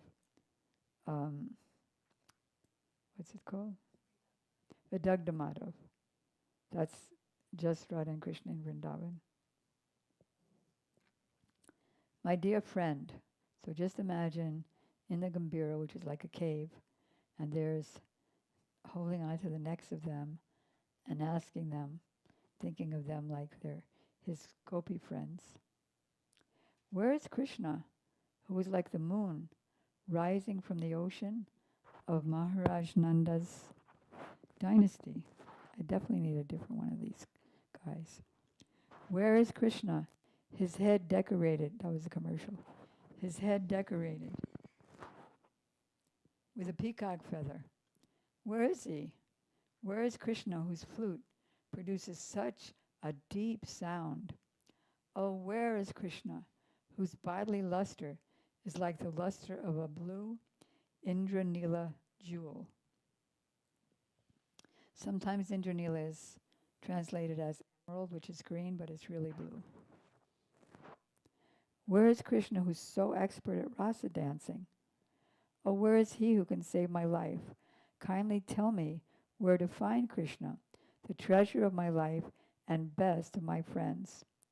Feeling separation from him, I hereby condemn Providence, the shaper of my destiny. The family of Maharaj Nanda is just like an ocean of milk, wherein Krishna has arisen like the full moon to illuminate the entire universe.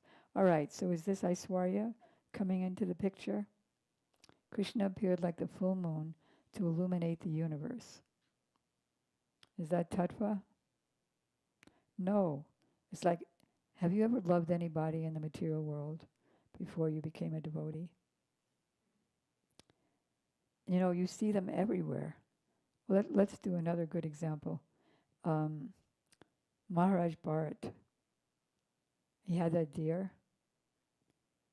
and he was thinking the deer was purifying the universe and enlightening everything. That's what happens when you're insanely, madly in love with somebody. The eyes of Braj, residents of Braj, are like chikora birds that continuously drink the nectar of his bodily luster and thus live peacefully. It's very long, so I'm not going to read it all, but it's chapter 19, starting from verse 35. Well, I'll read, now and then. If a person's eyes even once capture that beautiful body of Krishna's, it remains always prominent in his heart. That's all we have to do, just get it for a moment, and then it never goes. Krishna's body resembles the sap of a mango tree, for when it enters the minds of women, it will not come out. Sap of a mango tree. Despite great endeavor, thus Krishna's extraordinary body is like a thorn of the saya berry tree. Don't ask me why. Huh? Yeah, it doesn't come out. Good.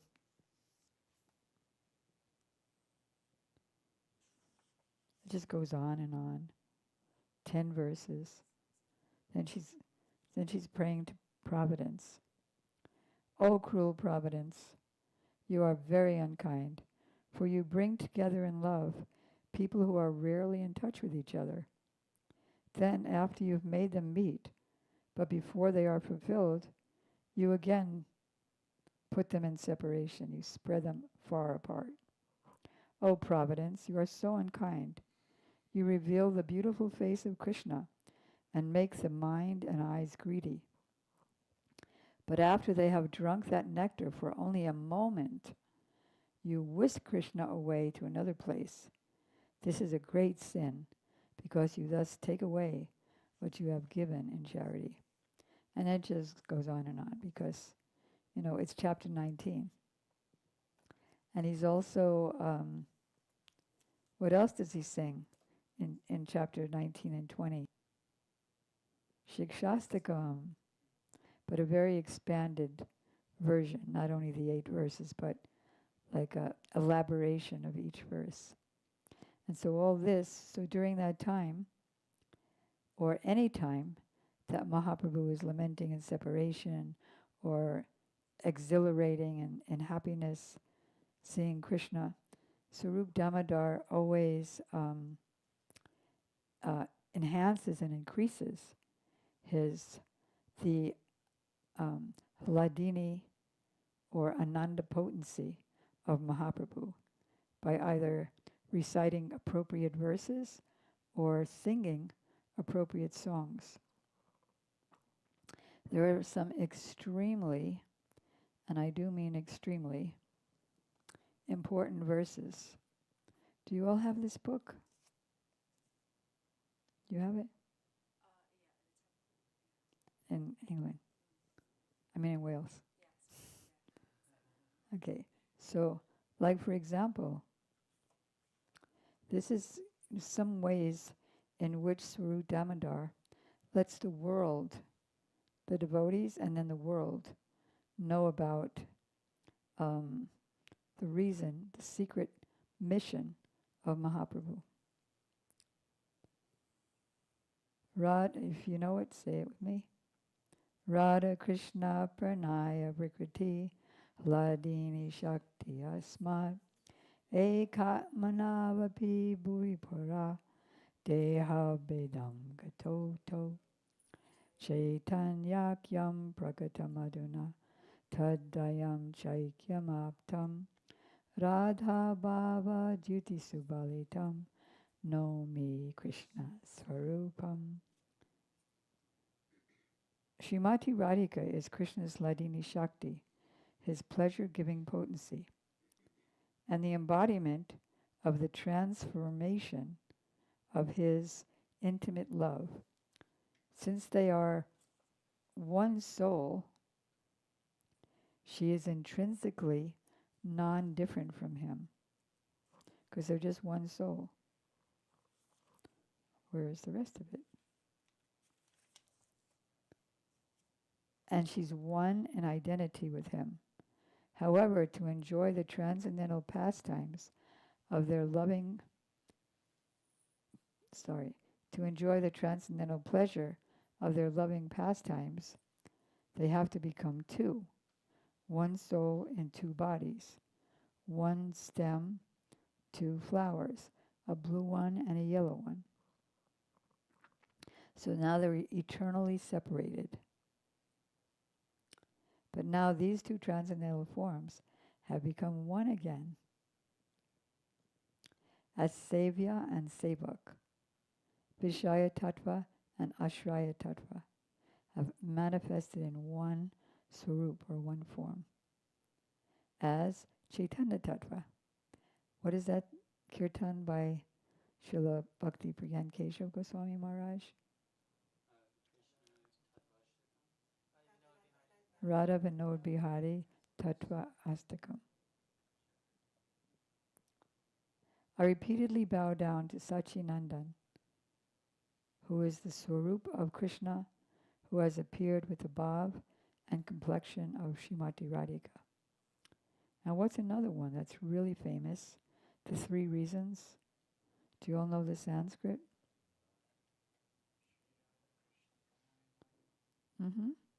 Shri Radhaya Pranaya Mahima Kidrisho Vanayaiva Swadyo Yen Adbhuta Madhurima Kidrisho Vamadiya Sokyam Chasya Madanubhavita Kidrisham Beti Lobas Tad Bhavadya, enriched with the bhav.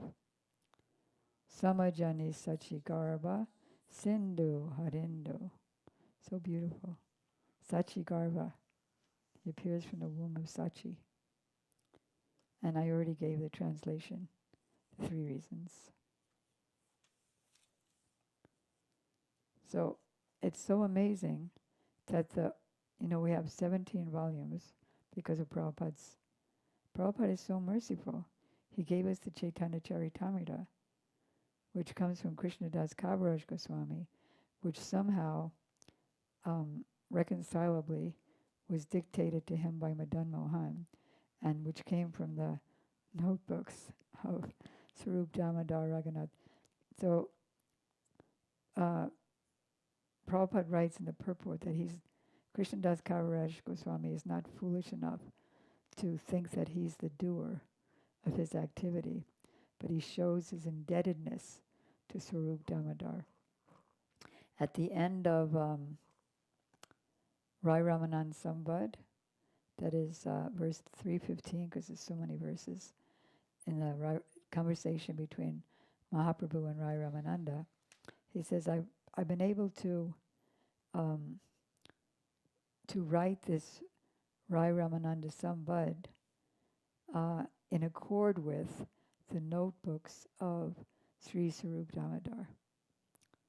So you really don't know how important and amazing somebody is until their appearance day comes up. And then you have to read and hear. And you know that verse that we sing about Nityananda Prabhu, at least on his appearance day?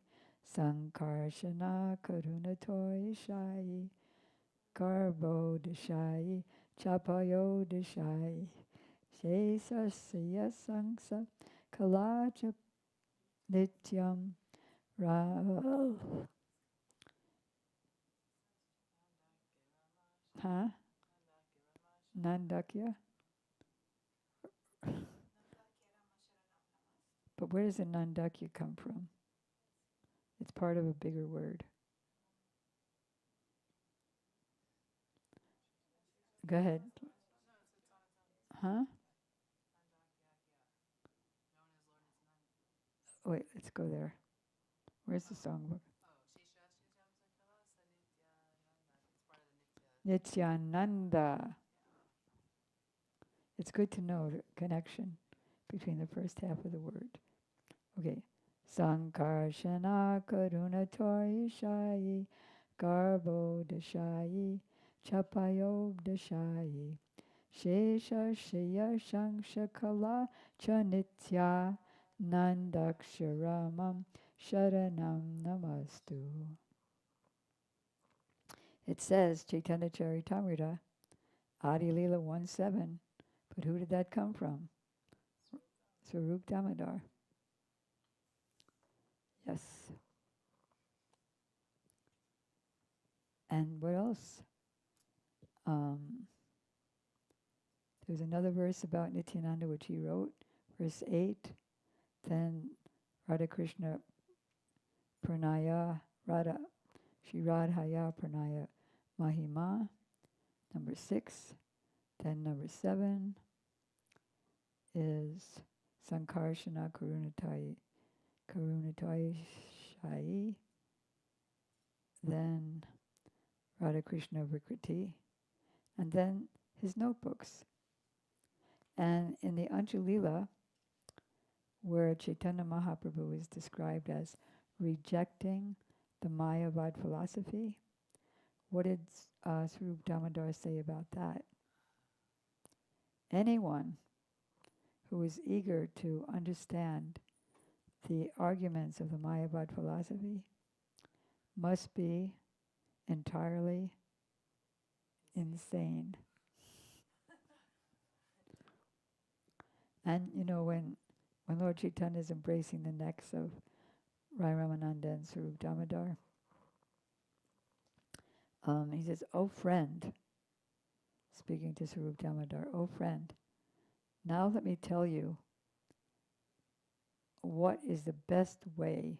I want to tell you that the best way to get salvation in this age of Kali is the chanting of the Hare Krishna mantra." So in that intimate situation in the Gambhir where no one's allowed to go, that's what comes out.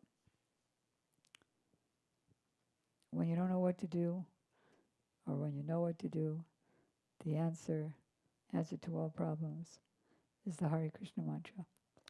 There's just one other place that I wanted to mention, which is also, it's in the Chaitanya Charitamrita, Adi Leela chapter 4, describing this very important verse, which I hope I can remember. It's from one of the Puranas, like Vishnu Purana. It's from one of the Puranas. And it's a verse about Radhika being the most worshipful goddess. Devi Krishna Mayi Progta Radhika Paradevata Sarva Lakshmi Mayi Sarva Kantim Kantim Samohinim Para. She's the worshipful goddess for everyone, including Krishna.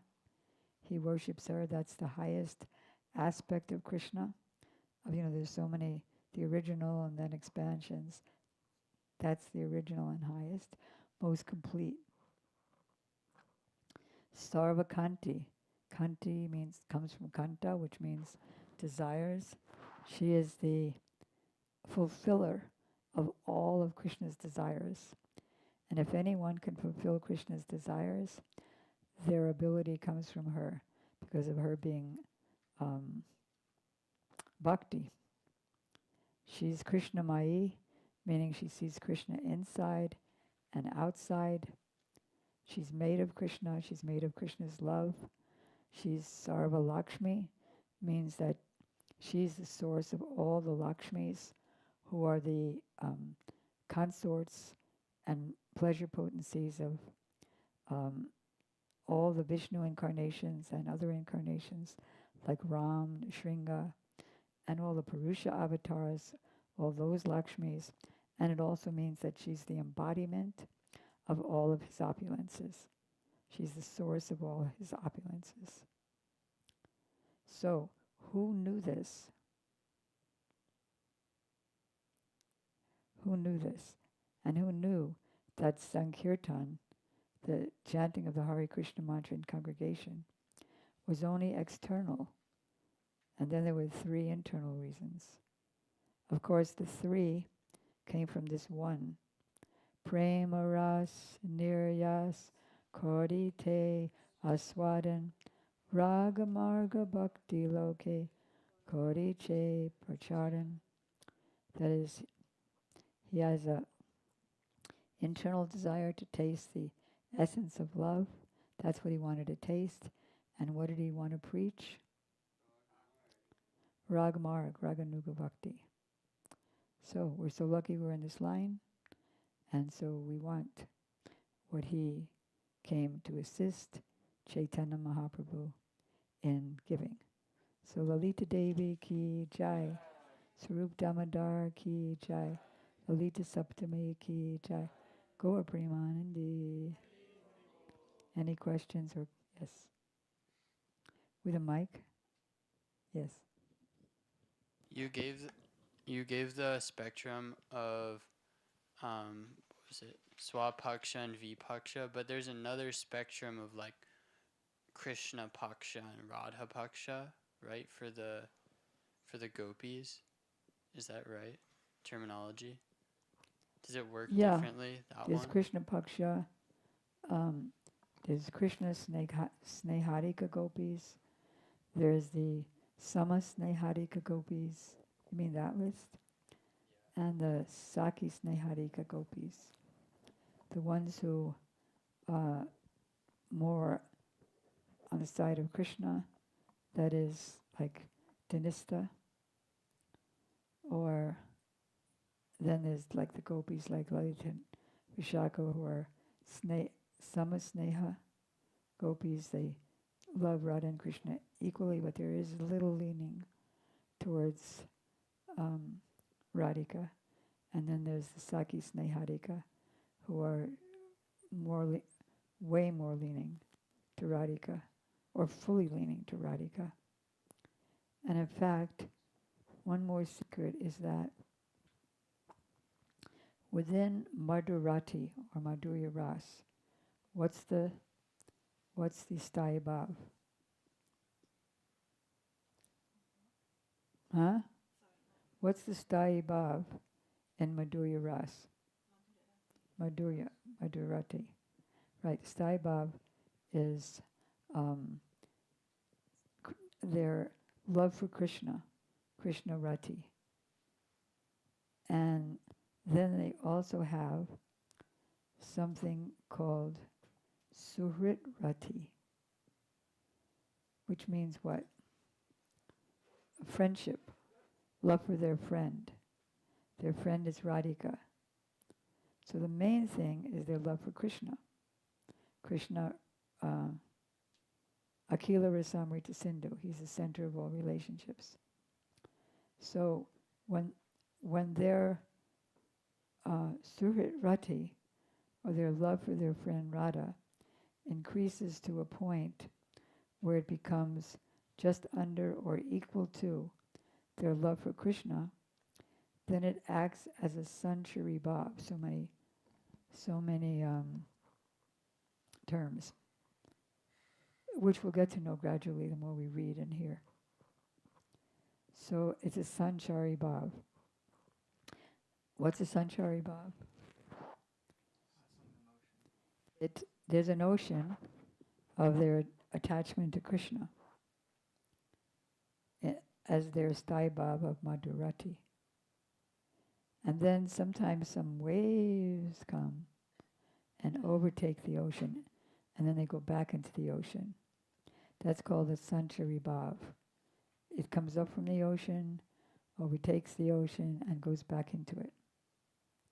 But then there's a certain kind of gopi within the category of madhurati or madhurya ras, where their suhrid rati for Radhika goes so high it overtakes or pervades their Krishna rati, and it never really goes down.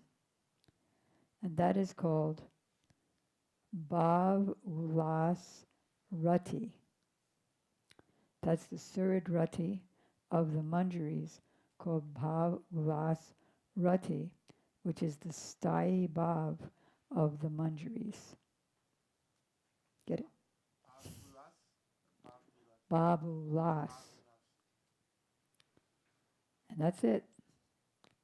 Yes, did I answer your question after all that? Yes, so then in there, Vrinda Devi is a little bit more towards Krishna. Yeah, Brenda Devi is an example of more towards Krishna. So in the past But she time, loves both of them. in the past time you told, it seemed like when she said, "Oh, why would I be married to this black person?" It seemed like she was more towards Radha in that instance. It's all to please Krishna. He loves it when he's being abused. He forgets all the mantras of the Vedas and much prefers to listen to these abuses. And the abuse of his mother.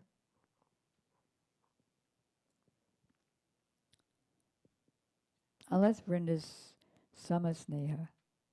I'm not even 100% sure. Are you sure she's Krishna Paksha? I heard that. Okay, let's go several with that. times. And anyone who wants to do research. Okay. Because she doesn't have any amorous connection with Krishna, either directly or indirectly like the Manjaris. So it would seem that she's Krishna's Sneharika. By that logic. Does that make sense? Okay. Any last, final? Can you imagine what time it is? It's almost time for lunch. Well, it's a special day. Yes? I was reading something today, and Gurudev was making a point of Raganuga and Rupanuga. And he was saying how we're not aspiring for the mood of like Swarup Damodar is Lalita. We're not aspiring for the mood of Lalita and Vishaka. Their mood is above our mood, and it's not within our reach. It's something completely separate. He was saying, and he was saying we don't aspire for that mood. So I was just thinking, is he just making a point because he's explaining Rupanuga, how Rupa Goswami's mood is, Rupa Manjari's mood is superior like this? Or because I was thinking, if we don't aspire for that mood, how are we completely under the guidance of Lalita Sakya? What is the relationship? If does that make sense? Oh, let me try to repeat. I have but it's what I said. I think what Huh? Gurudev says is what I said. It's in the essence of all advice. So what you're saying is Lalita's category of Saki is in a higher rank than the Manjaris.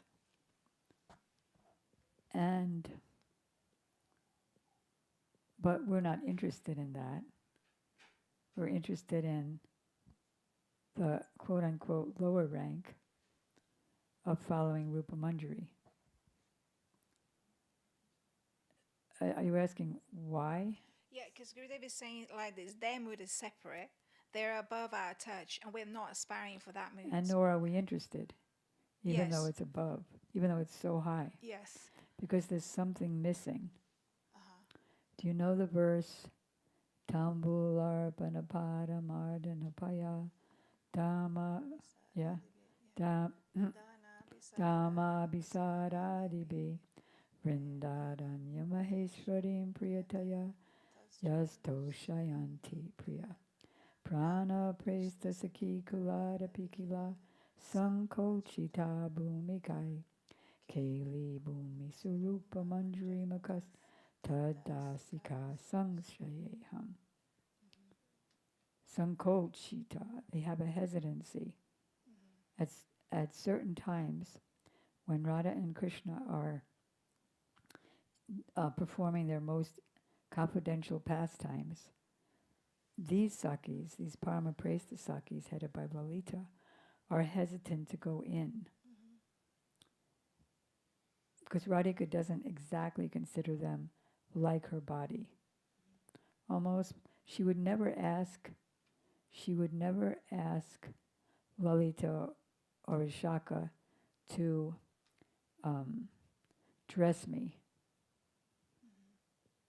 Go, my ankle belt just flew off, go get it. They may do it out of their own voluntary will, which they do, but she wouldn't ask them. Like Gurudev was in Mathura giving this darshan, and he said, I can easily ask any of my brahmacharis, go get me some water.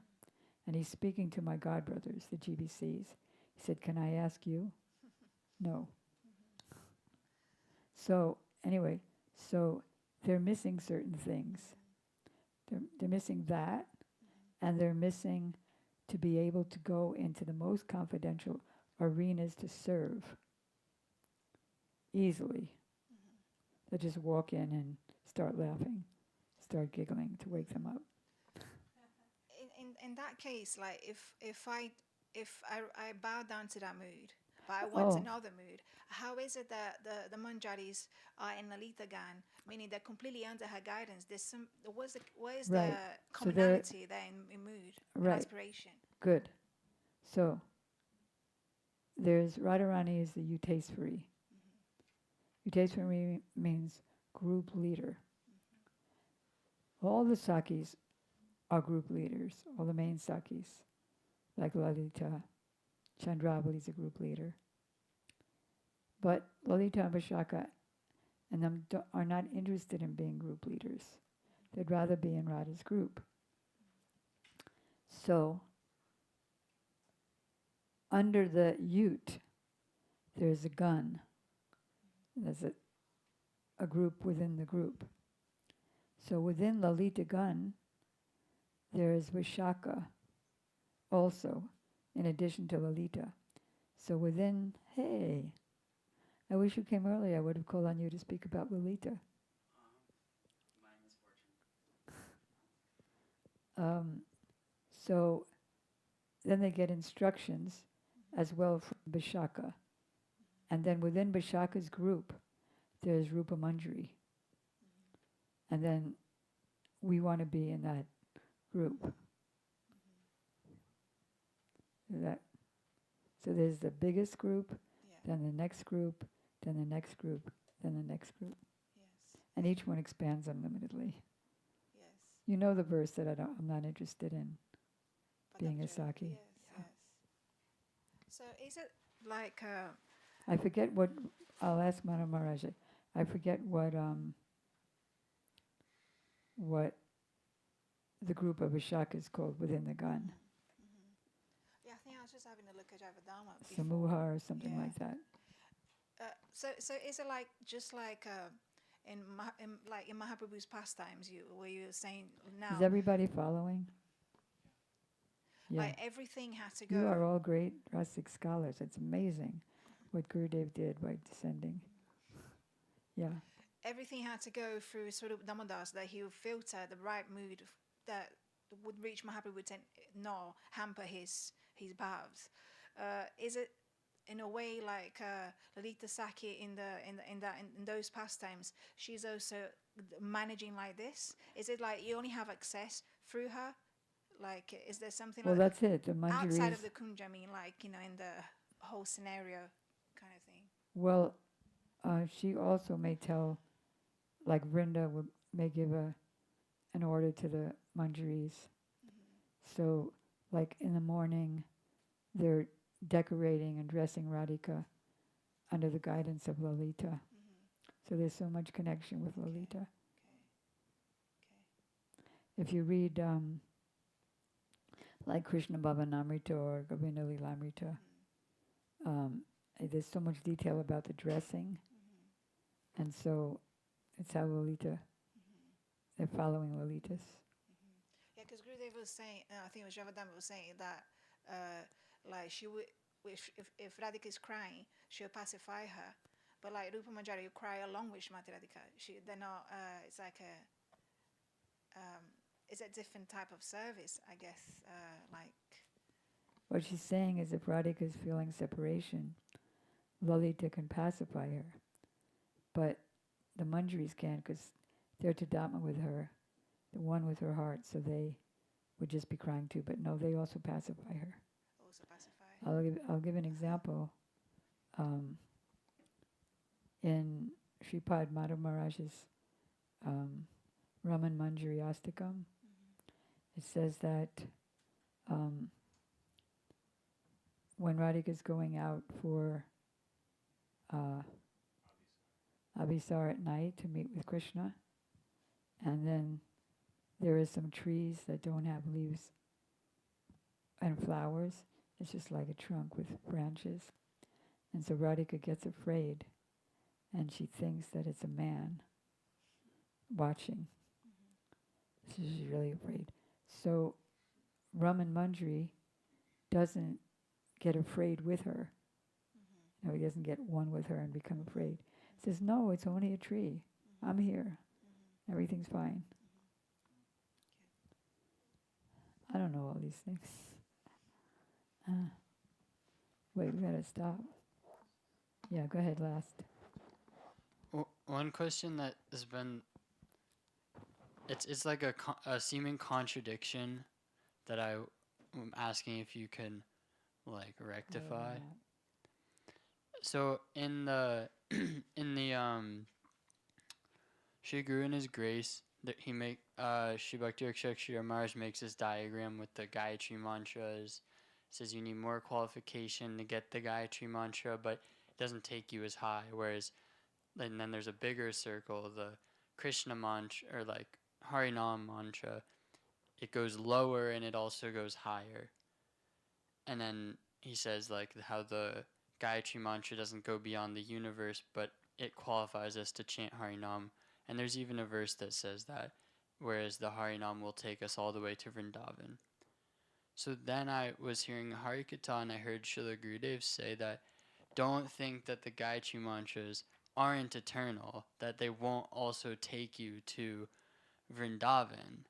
Like, is to say like they are eternal and the Gayatri mantras will take you to Vrindavan. And then, so I was sitting with that for a while, and what I got to make it make sense was like the Brahm Gayatri stays within the universe, whereas Guru, Gaur, and Krishna mantras are eternal because those, like Lord Brahma is not eternal, but those mantra, how do you say, the Devatas are eternal. Who's your guru? Who's your Diksha guru? Srila Bhakti Vedanta Siddhanti Goswami. And you heard the Brahma Gayatri explanation from him, and you still come out with Brahma? That the Gayatri mantra is about Brahma? Maybe you could ask him again. It's Radha is the ultimate, and Chaitanya Mahaprabhu as well. Yes, I've heard that. Huh? I've heard that. So how can I understand this contradiction? Yeah, I I would have to read it because I would have to read the his words because I haven't. He's so poetic that you really have to get in. Srila Sridhar Maharaj, get into the deep tattva of his poetry. But anyway, what I've heard from Srila Gurudev is that, like, I can only guess why it's lower because I haven't actually seen that poetic writing. But although it's a Siddha mantra, the Hare Krishna mantra, we can't taste or have a relationship with the. I mean, you can get it first, and that way you can say it's lower because you can be lower and still get it. So, could I have the other mic? I'm just answering this one question.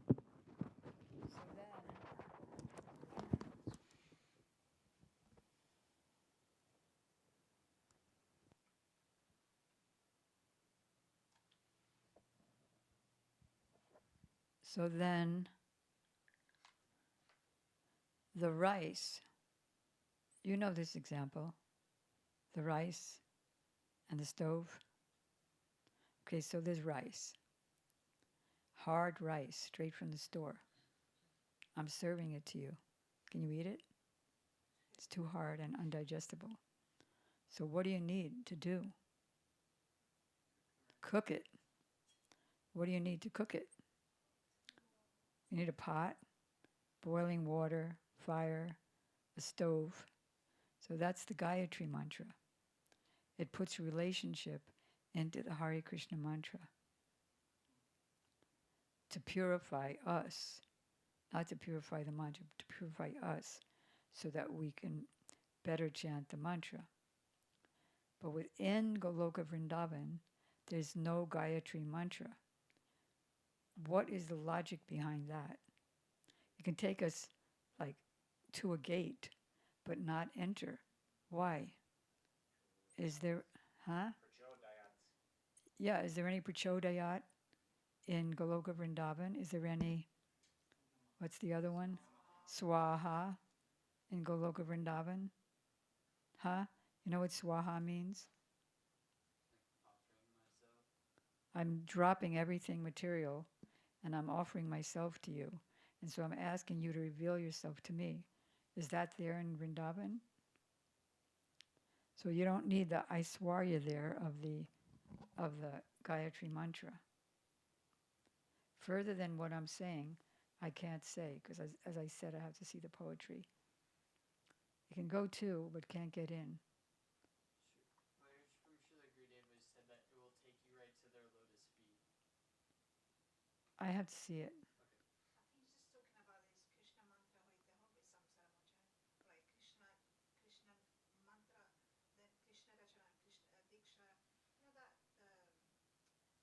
You know that diksha will liberate you from samsara, but now will take you to the lotus feet of Krishna. I think But he's saying something different. But that should be the context. If Gurudev is saying that, that's the context of what it should be. Because that's Let's see the exact wording. Where is it? Well, easiest will be to look in Sri Guru's grace. No, but you said Gurudev said something. That was in a lecture. I don't know. I heard somewhere. Okay. If you can find it, then I can comment on it because I've never heard that from Gurudev. That the Gayatri mantra, goes right in there with the pastimes. Huh? I think he's saying the opposite. He's saying no, not Gayatri. He's always said Yeah, but he's saying Gayatri. He's saying that Gayatri. He said, don't think these mantras aren't eternal. Don't think they also won't take you to Vrindavan. That's why I said find the lecture. Let's pray Lalita Saki puts us on her list. Gives to Radharani. Can I ask one more question? Yeah. Lord Fernandez. Ask her. Yeah, she's through. Get her blessings. She's through. She's through Damodar. Right? Yeah. No, go. Okay. Gaur Premanande, Hari Hari Bol. Hare Krishna, Krishna Krishna, Hare Hare, Hare Rama, Rama Rama. Nitai Gaura Hari Bo, Hari Bo, Hari Bo. Nitai Gaura Hari Bo, Hari Bo. Go Premanande. Panchakovatari Vyashta, Kripa Sindhubheva cha, Patitanam Pavanebhyo, Vaishnavebhyo Namo Namah.